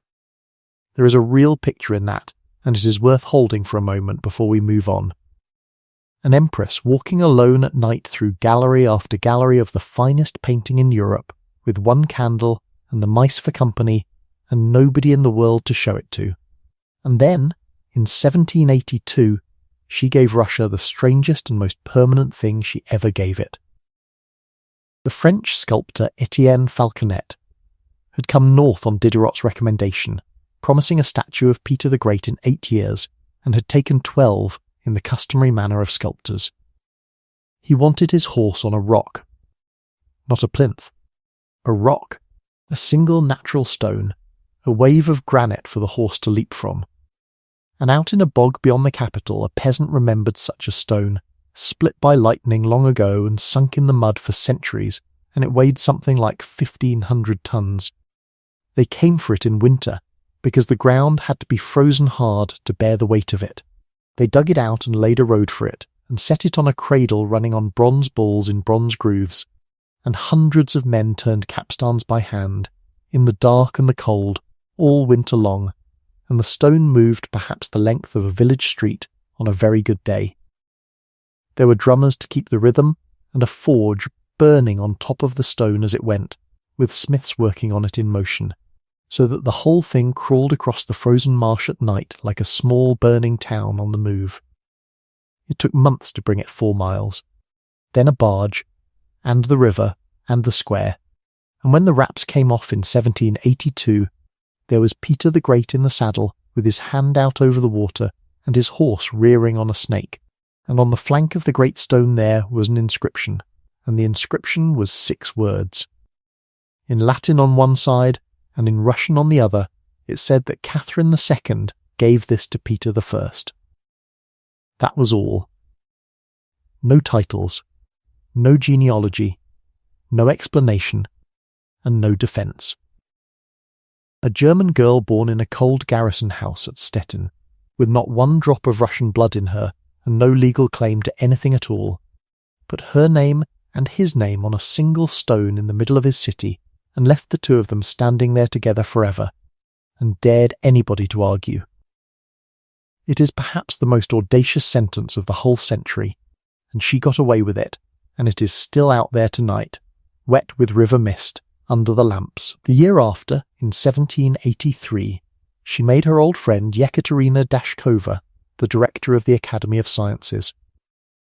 Dashkova had been a girl of 19 on the night of the coup, breathless and brave and quite convinced that she had arranged the whole thing herself, and the friendship had cooled and warmed and cooled again across 20 years, in the way that friendships do when one of the friends becomes an empress.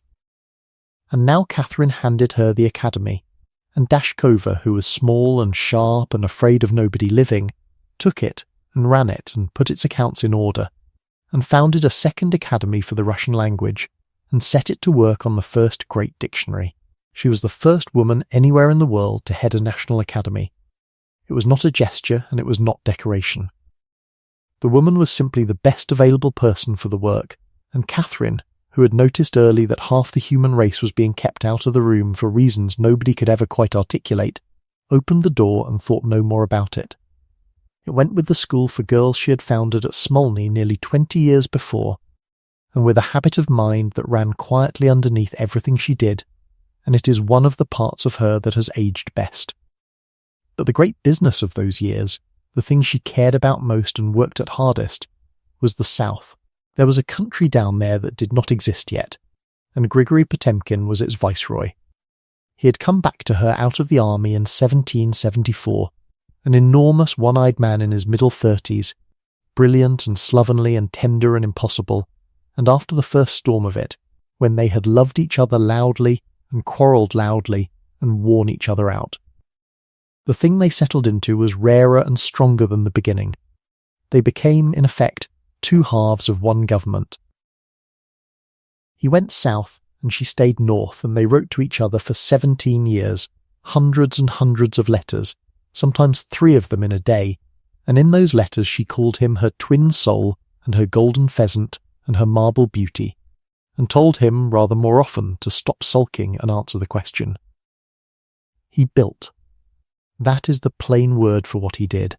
He was handed a grassland the size of France with nothing on it but wind and burial mounds and the tracks of horsemen, and he was told to make it Russia.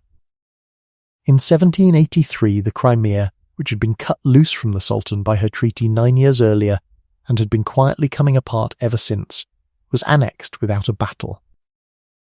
The last Khan was pensioned off, the manifesto was read aloud under the trees, and a peninsula changed hands with less fuss than a market square changes hands on a slow afternoon. Then Potemkin went to work on the empty coast. Kherson on the river, with a shipyard and a fortress and streets laid out in the grass before there was anybody at all to walk down them. Sevastopol, on that deep blue drowned valley of a harbour, the finest anchorage on the whole Black Sea, empty since the Greeks, where he put a fleet. Yekaterinoslav, which he intended, in his enormous way, to have a cathedral larger than the one in Rome, and a university, and a conservatoire, and which got, in the end, a good deal less than that. Though it did get a city, Nikolaev, on its estuary, building ships. And later, Odessa, he brought in Germans and Greeks and Bulgarians and Serbs and old Russian sectarians who had been hiding in the forests for a century, and gave them land and left them entirely alone about their religion, which in that century was practically an eccentricity. Some of what he made was half real. New towns always are. A new town is a promise standing in a field with its shoes still shining. But they are all there tonight, every one of them, with the lights on and the traffic going and the ships coming in, which is a great deal more than can be said for most of the grand schemes of that century. And far away on the other side of the world, in 1784, a merchant named Grigory Shelikov brought his ships into a bay on an island off Alaska and built houses at Three Saints Bay on Kodiak. And Russian America began, in her reign, under her flag, very nearly without her noticing. She was busy. There was a great deal of paper. At home in 1785 she signed the 2 charters, one to the nobility and one to the towns. And they were the real settlement of her reign. The nobles had their rights guaranteed in writing forever, freedom from taxes and from corporal punishment and from compulsory service. The towns got councils and guilds and a legal shape to stand up in. They were the most orderly thing she ever did, and the most honest about what she had become, which was a ruler who had made her peace with the people who held the country down. And then came the journey. From January to July of 1787 she went south to see all of it, and there has never been anything quite like it, before or since. She travelled with about 3,000 people. In the winter half of it there was a sleigh train of 150 sledges and more, with hundreds of fresh horses waiting at every stage, and her own sleigh was a small moving apartment with 3 rooms in it and a library and a table for 6 and a stove, drawn by 30 horses, so that the whole procession crossing the snow at night with its torches and its bells looked from a hillside like a burning village that had decided to travel. In the spring, at Kiev, they took to the water. 7 great galleys painted red and gold, with silk awnings and orchestras aboard, and 80 smaller boats trailing behind, floating down the Dnieper through country where nobody had seen a stranger in living memory.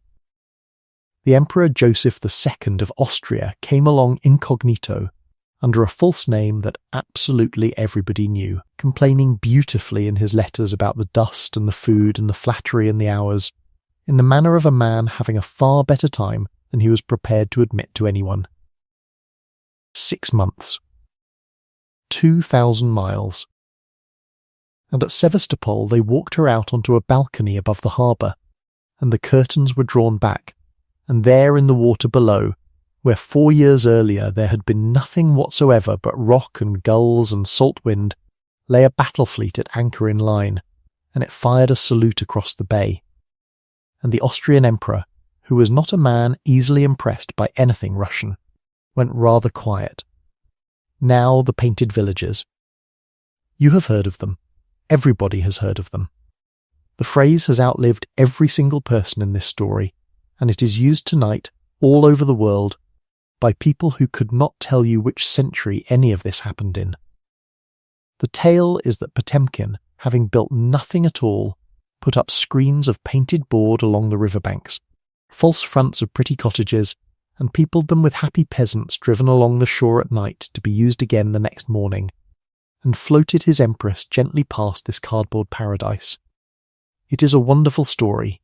It is not true. It was put about after the journey by a sour Saxon diplomat named Georg von Helbig, who had not been on the trip, did not much care for Potemkin, and possessed the useful gift of writing an insult so good that nobody ever feels the need to check it. What was actually there was what is there before any state visit anywhere on earth. Real villages, hurried, real houses, whitewashed the week before. Garlands hung, fences straightened, the good animals brought round to the front, the mud raked over, and the household told to smile. Any of us would do it. Most of us have done it, on a smaller scale, on a Sunday, when a mother-in-law was expected. The settlers were real, the ships were real, and the cities are real enough that you could stand in one of them tonight. And the exquisite joke of it, which she would have enjoyed and he would not, is that the smear has outlasted the stone. Potemkin conjured a coastline, a fleet and half a dozen cities out of empty grass, and his name now means in every European language, a thing that is fake. It is a lesson about the durability of a good line over a good deed, and history is quietly full of it. The journey had one other consequence, and it was expensive. The Turks watched all that floating gold and gunnery come down their frontier, drew the obvious conclusion, and declared war in the autumn of 1787, and so the last of her great wars began. It was a hard one. Ochakov was a fortress at the mouth of the Dnieper, and it took a whole year, and a siege, and then a storm in the ice at midwinter in 1788, with the men going in across a frozen ditch in a cold that killed the wounded where they lay. Ismail was worse, an enormous earthwork on the Danube that everybody agreed could not be taken, until Alexander Suvorov arrived in 1790, spent a week having his men practice on a full-sized model of the walls that he had built for them in a field nearby, and then took it in a single December morning. Fyodor Ushakov handled the sea, and handled it beautifully, in a new way, without much regard for the tidy lines the books required of an admiral. And in the middle of all that, in 1788, the King of Sweden, having noticed that the Russian army was 2,000 miles away in the south, came across the Gulf of Finland to take St. Petersburg back, and got close enough that the guns were audible in the capital. The court was told to go on playing cards. She sat at her table in the Winter Palace with the window glass shivering faintly and the candle flames leaning, and she dealt and the court dealt with her. Because an empress who does not look up is worth about 10 regiments. The Swedish war ran for 2 years and ended with the frontier exactly where it had been at the start, which is how most wars end, and everybody went home.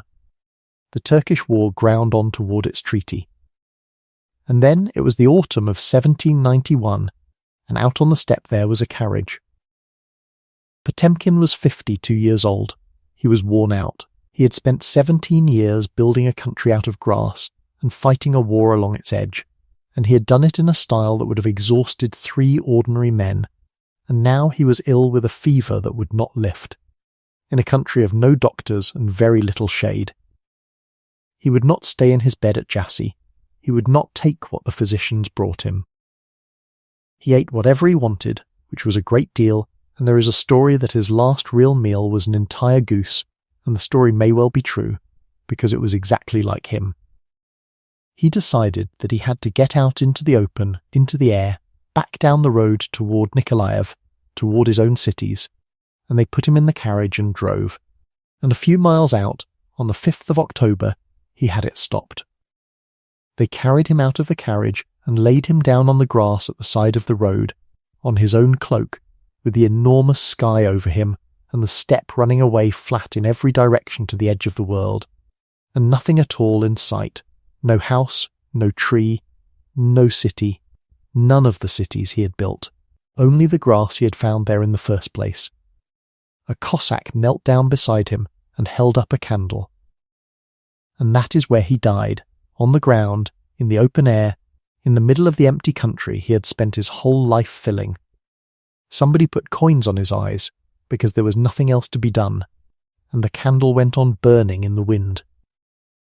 It took days for the news to travel north. When it came, they had to tell her, and there was no gentle way to do it, and she did not take it gently. She cried out. She fainted. They bled her, which was what was done then for everything, and it did nothing whatever, and she fainted again, and for a day or two she could not stand.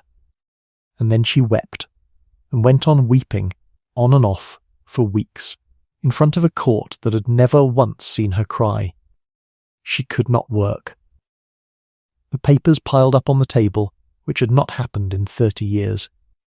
And she said, to anyone who came near her, the same thing over and over, in the flat voice of a woman stating a fact rather than making a complaint. That there was nobody to replace him, not nobody to love her, nobody to do the work. And she was right, and that was the unsentimental horror of it, and she of all people could see it clearly even with her face wet. He had been the only other person in the empire who could hold the whole thing in his head at once, the only one she never had to explain anything to twice, the only one who told her when she was wrong, the only one who was not the least bit afraid of her. And now the job, the entire job, the whole 200,000 square miles of it, came back onto one desk, and the woman behind the desk was 62 years old and tired. She never really recovered. She lived another 5 years and worked every one of them, and the mornings went on exactly as before, the fire and the coffee and the papers and the greyhounds on their pink cushion. But there is a difference between a life and the continuation of a life, and the people around her noticed it and could not have told you what it was. Something in the room had gone out. So we will leave her here, in the early dark of a northern autumn, in a quiet palace, with her hands in her lap and her papers untouched on the table beside her, and the window in front of her holding nothing but the last grey of the sky and the first faint reflection of the room. She is not weeping now. She is simply sitting, the way people sit when the news has stopped being news and has begun to be the rest of their life. And behind her the servants come in on soft feet, as they do every evening at this hour, and go quietly round the walls with a taper, and the candles wake one after another, one, and then another, and then another, until the whole room is warm and gold again and her reflection has come up clear and steady in the black glass, and she sits there in the middle of all that gentle light, in no hurry at all, and lets them. The candles are all lit now, one by one, all around her, and the room has gone very slowly from dark to a soft and level gold, and the woman at the window has not moved, and outside the glass the first frost of the autumn is beginning to feather the corners of the panes. She is 62 years old. She has ruled for 29 years. She has 5 more to go, and she does not know that, and neither, of course, did anybody else. Her hair is grey under the powder now.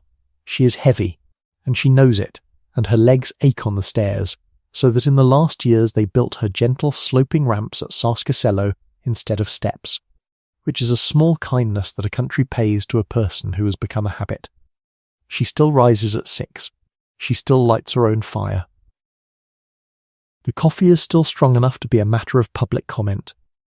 The greyhounds still sleep on their pink satin cushion at the end of the bed, and they still, being greyhounds, believe that the bed is theirs, and that she is a guest in it. And the papers still come, in their piles, morning after morning, from a country grown so large under her hands that a letter from its far edge can take half a year to arrive, by which time the thing it describes has either resolved itself or turned into history. So we come now to the last years, and to the great slow irony that sits under them like a stone under water.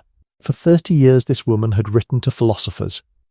She had copied Montesquieu into her instruction almost by the paragraph, and had put into it, in her own hand, that men should not be property, and that torture was a disgrace. She had made herself, at a distance of 2,000 miles, the most admired sovereign of the age of reason, and the old man at Ferney had called her the Semiramis of the North, which flattered her enormously, and which she did not, if we are honest, entirely deserve.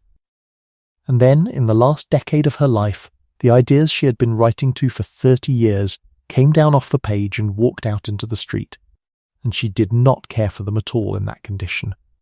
She was, in this, exactly like a great many people who love the sea from a window.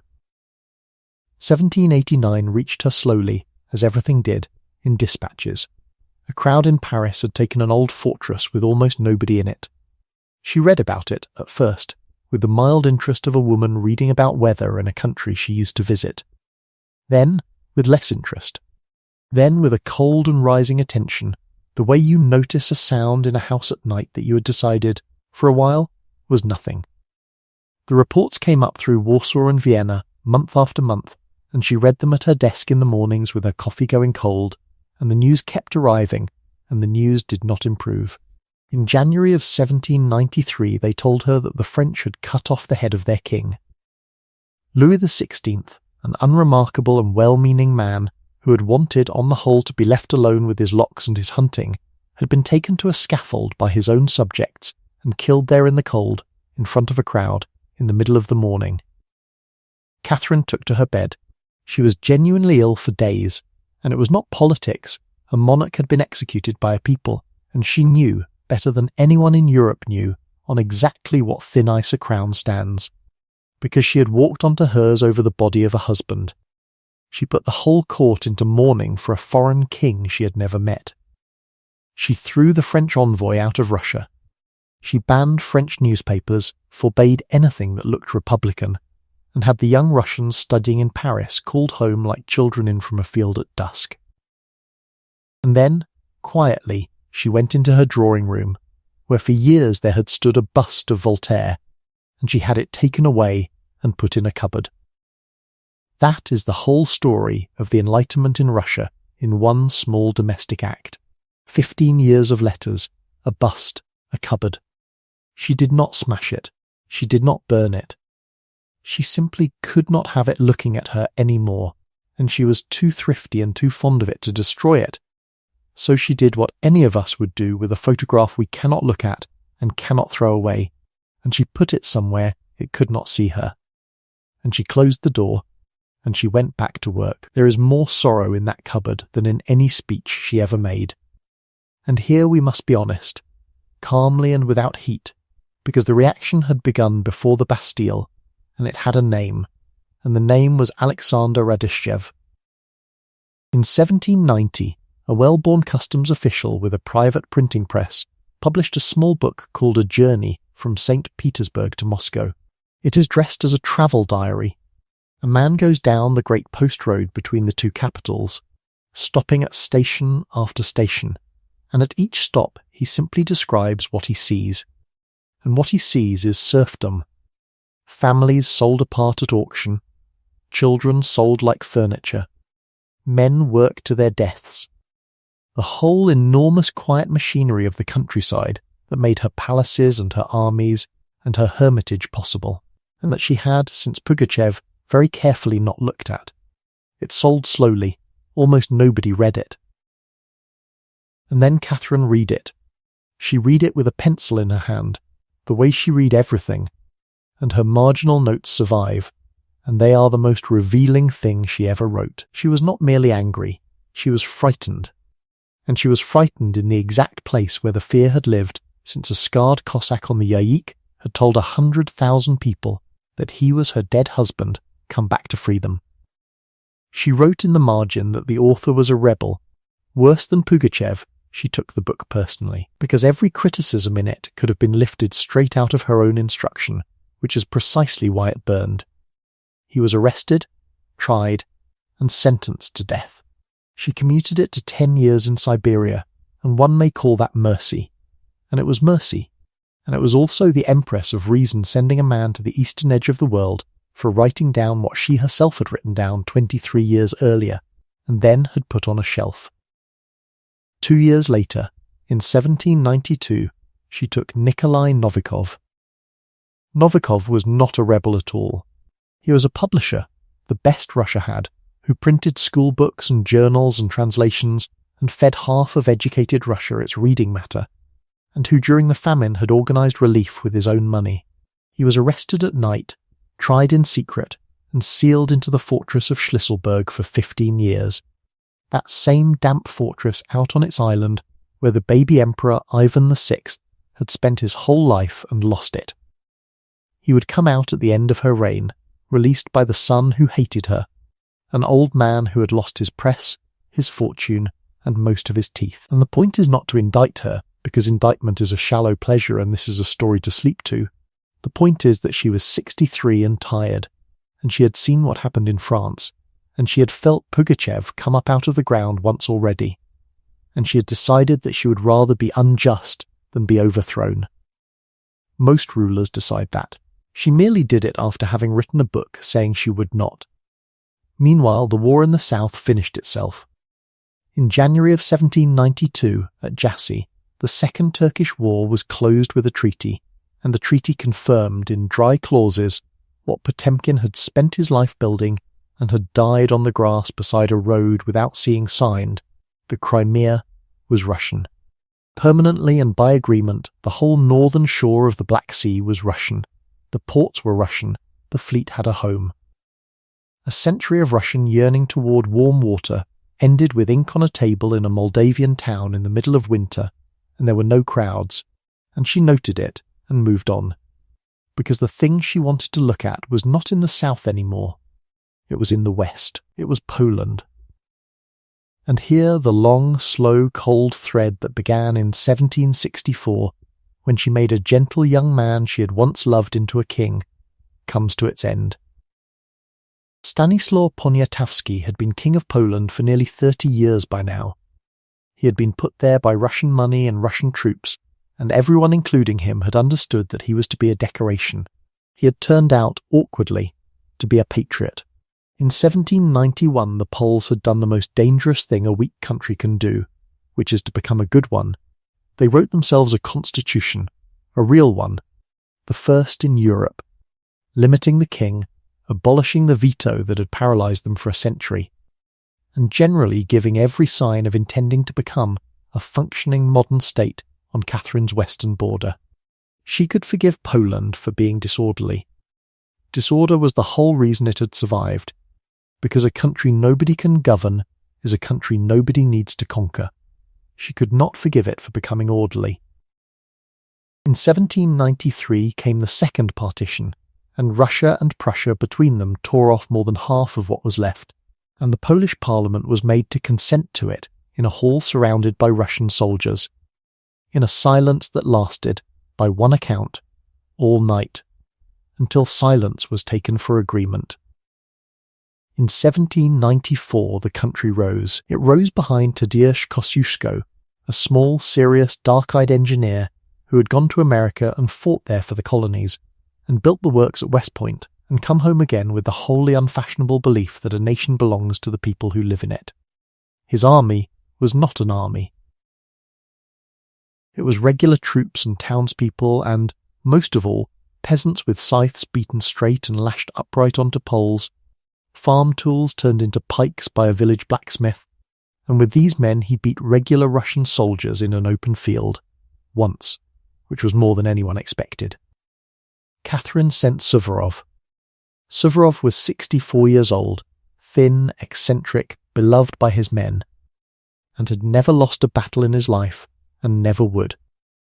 He came up to Warsaw in the autumn and took Praga, the suburb across the river, in a single morning, and what happened in Praga that morning is the darkest page in her reign, and is remembered in Poland to this day, and the fires could be seen from the windows of the city. And Warsaw surrendered the next day rather than see it done again on its own side of the water. Kosciuszko was already a prisoner, wounded, taken from a field. Poland's last army was gone. And in 1795, 3 empires drew their pens across what was left, and the Kingdom of Poland, which had existed for 800 years, which had saved Vienna from the Turks, which had produced its own astronomers and its own laws and its own long argumentative parliaments, was simply taken off the map of Europe, its name removed from the treaties, and for 123 years, until 1918, there was no such place. Children were born, grew old, and died as Russians and Prussians and Austrians in villages where every single person spoke Polish.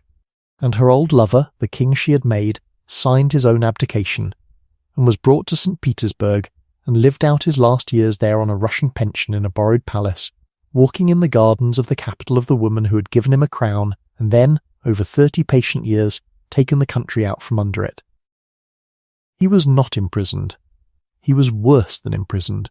He was provided for. He died there, in her city, of a stroke, 2 years after she did. And if you want the whole of 18th century power politics in one image, it is a gentle, cultivated, well-dressed old man walking politely, in the snow, in the capital of the empire that had eaten his country, being greeted kindly by everyone he passed.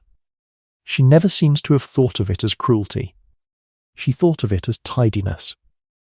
Of the last favourite there is not much to say, and we will say it briefly and dryly and then let him go, because he does not deserve more of your evening than that. Platon Zubov was 22 years old when he came to her, and she was 60. He was handsome in the way a piece of furniture is handsome. He was vain, greedy, and almost entirely without abilities, and by the end he had collected offices the way a boy collects buttons, and kept a pet monkey that ran about the rooms while generals waited in his antechamber for an audience. Which is the only genuinely interesting fact about him. She knew. That is the thing. She was the shrewdest judge of men in Europe. She had raised Potemkin out of the ranks. She had spotted Suvorov. She had made Dashkova the first woman in the world to run a national academy. And she kept Zubov anyway, because she was old, and the Great One was dead, and there was nobody left to talk to at 11 at night. And loneliness in the very powerful is the same loneliness as in everybody else, only with better rooms. And so we come to the last autumn, and to the strangest and saddest afternoon of her life, and it is not a battlefield, it is a room full of chairs. In September of 1796 she had arranged what should have been the crown of her family diplomacy. Her granddaughter, Alexandra, who was 13 and lovely and had been raised for exactly this, was to be betrothed to the young King Gustav, the fourth Adolf of Sweden, who was 17, and the two of them had actually met and had actually liked each other, which in royal marriages is a bonus roughly on the level of finding money in a coat. Everything was agreed. The only difficulty was the clause about religion. The girl would remain Orthodox and would keep her own chapel and her own confessor in Lutheran Stockholm, and the Swedish negotiators had agreed to it, and Catherine had every reason to believe the matter was closed. The court assembled in the great hall of the Winter Palace on the evening appointed. Everyone was there. The candles were lit, all of them in every chandelier. The musicians were in place. The contract lay on its table with the ink and the sand and the small ceremonial pen. Catherine sat in her chair at the head of the room in full state, with her granddaughter beside her in her jewels, and the whole court stood behind them in silk, and the doors were watched, and the king did not come. He had discovered the religion clause, or had allowed himself to discover it, and he had planted his feet in the way that 17-year-olds do, and he sat in his own rooms and refused to sign, and the ministers went back and forth along the corridors with new drafts, and the hours went by. She sat there. That is the picture to keep. She sat in front of the entire court of the empire she had made, an old woman in her jewels with a 13-year-old girl beside her, and she waited, and the candles burned down, and the musicians did not play, and nobody could leave, and nobody could speak of it, and everybody could see. She waited for something close to 4 hours. At last she was told, in a whisper, that he was not coming at all. She rose, and the girl was sent to bed, and the court was dismissed, and the contract went back into its folder, and the candles were put out one by servants who had been standing all night. That night she had a small stroke. It was slight. She recovered from it in a few days, and made light of it and went back to her papers, and everyone agreed she had never looked better, in the way that everyone always agrees that, but something had gone out of her, and she knew it herself. because she began putting her affairs in order with the particular quiet efficiency of someone tidying a room they expect to leave. Among those affairs was one sheet of paper. She had drafted it and sealed it, and its contents are not really in doubt, though nobody living has ever read it. It passed the throne over her son Paul and gave it to her grandson Alexander. She had raised Alexander from his cradle, exactly as Elizabeth had once taken Paul from her within an hour of his birth, and the circle had closed so perfectly and so quietly that she seems never once to have noticed she was standing inside it. She meant to proclaim the paper. She waited for a good moment. The good moment did not come, because good moments for disinheriting your only son are rare. The 5th of November, 1796 was an ordinary Wednesday. She rose at 6. She lit her own fire. She drank her coffee, the terrible coffee. The coffee that had allegedly kept a footman awake for 3 days. She worked at her papers all morning, and she was cheerful, and she laughed at something, and she talked about the frost, and she went into her dressing room at about 9, and she did not come out. After a while they knocked. After a longer while, because one does not simply open that door, they went in, and they found her on the floor, wedged behind the door itself, unconscious, her face darkened, breathing badly. She was too heavy to lift onto the bed, so they brought a red Morocco mattress and laid it on the floor of the bedroom, and it took 6 men to carry her onto it, and there she lay for a day and a half while the doctors bled her, and the court filled the antechambers and the priests came, and her son was sent for from his estate. She never spoke again. Whatever a stroke takes, it had taken.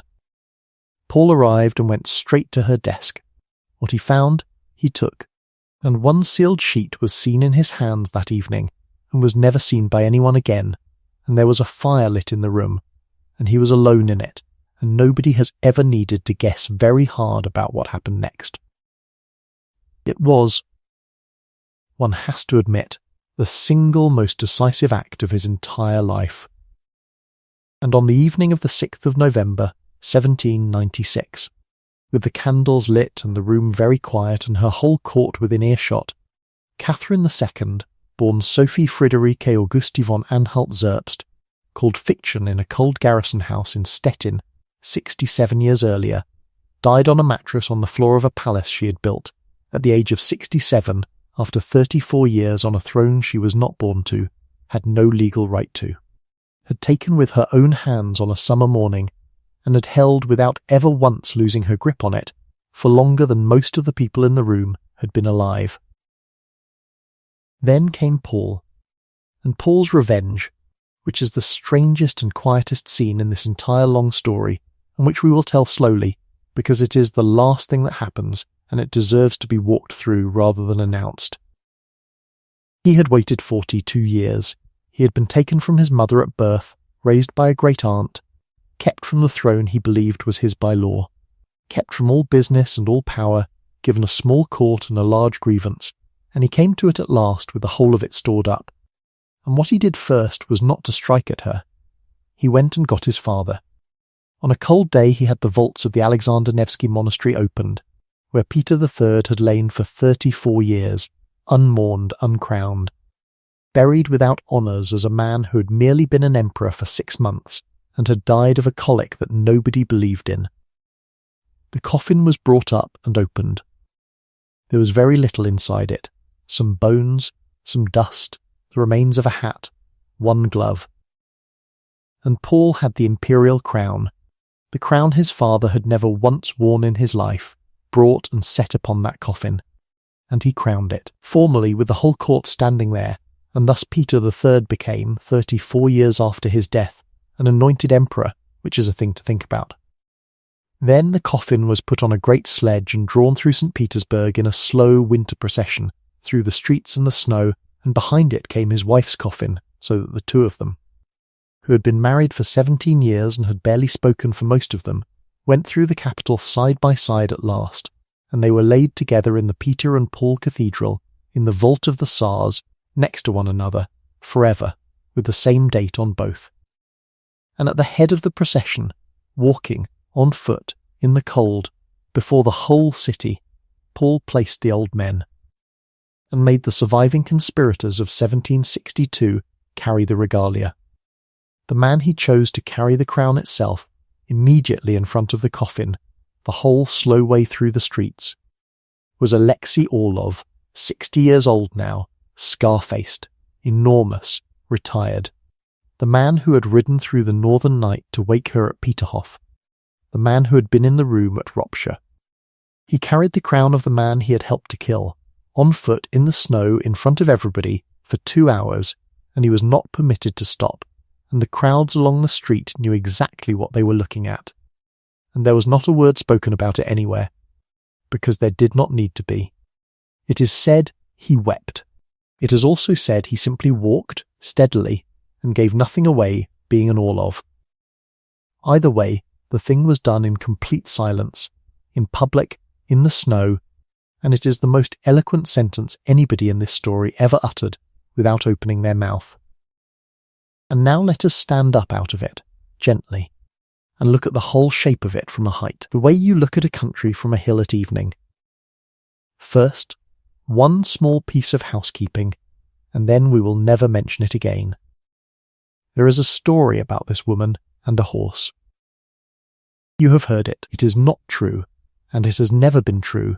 It was invented after her death, most probably in France, by men who could not forgive a foreign woman for governing a great empire better than they governed theirs, and who reached, as such men always do, for the one weapon that never needs evidence. She died in her dressing room of a stroke, at 67, working, that is all, and the fact that a joke made up by strangers has outrun every real thing she did is not a verdict on her at all, it is a verdict on us, and it is one of the few things in this story that has not improved in 200 years. So, what did she leave? She left 34 years, which is longer than any other woman has ruled Russia, and longer than most men managed anywhere. She left a country whose population had risen, in her lifetime, from about 19 million people to about 37 million, which is to say that more Russians were alive because of the reign than had been alive at the start of it. She left roughly 200,000 square miles of new ground, most of it in the south and the west. She left cities standing on grass where there had been no cities, Kherson and Nikolaev and Yekaterinoslav, and Sevastopol on its deep blue harbour, and Odessa a little after her, and every one of them has its lights on tonight, and people are asleep in them at this moment, in flats above shops, on streets laid out by a one-eyed man who died in the grass by a road.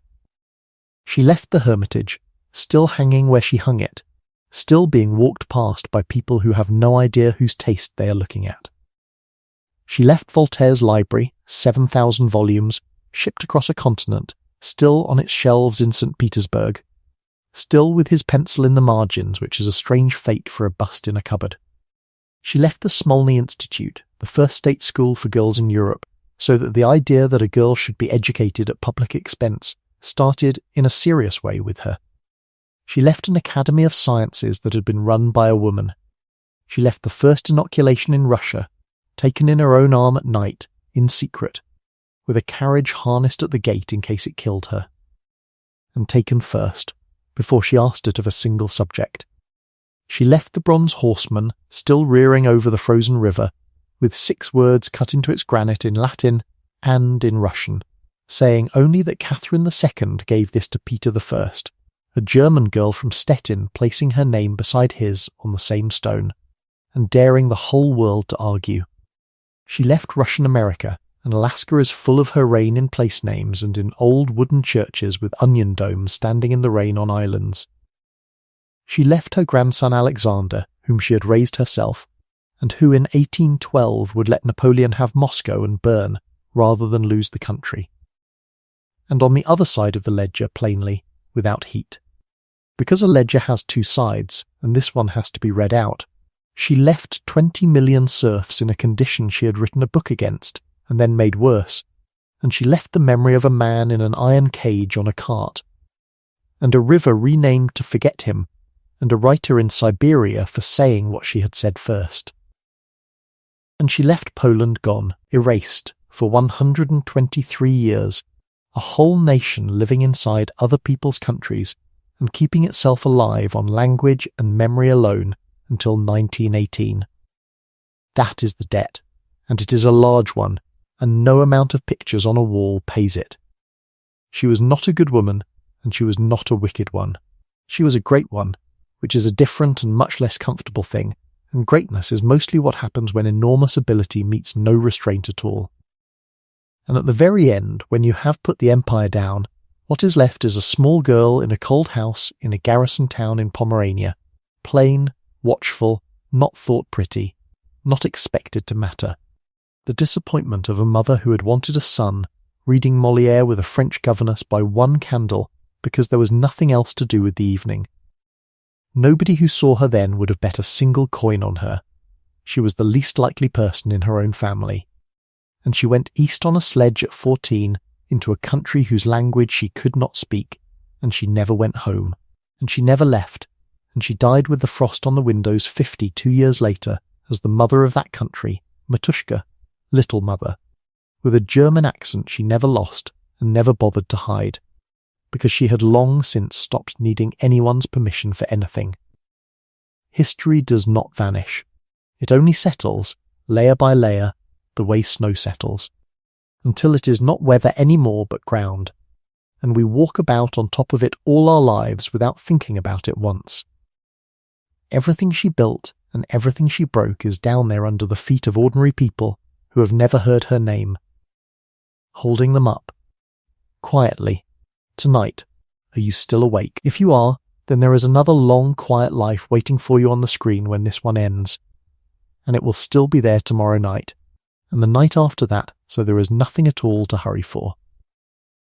If you would like to leave a soft like or subscribe, please do, but only if you truly enjoy what I do here.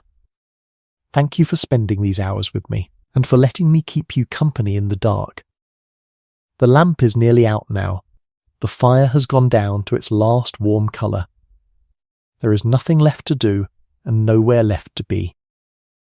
Let your breathing go long and slow, and let the whole weight of you belong to the bed. Close your eyes. Good night, and sweet dreams.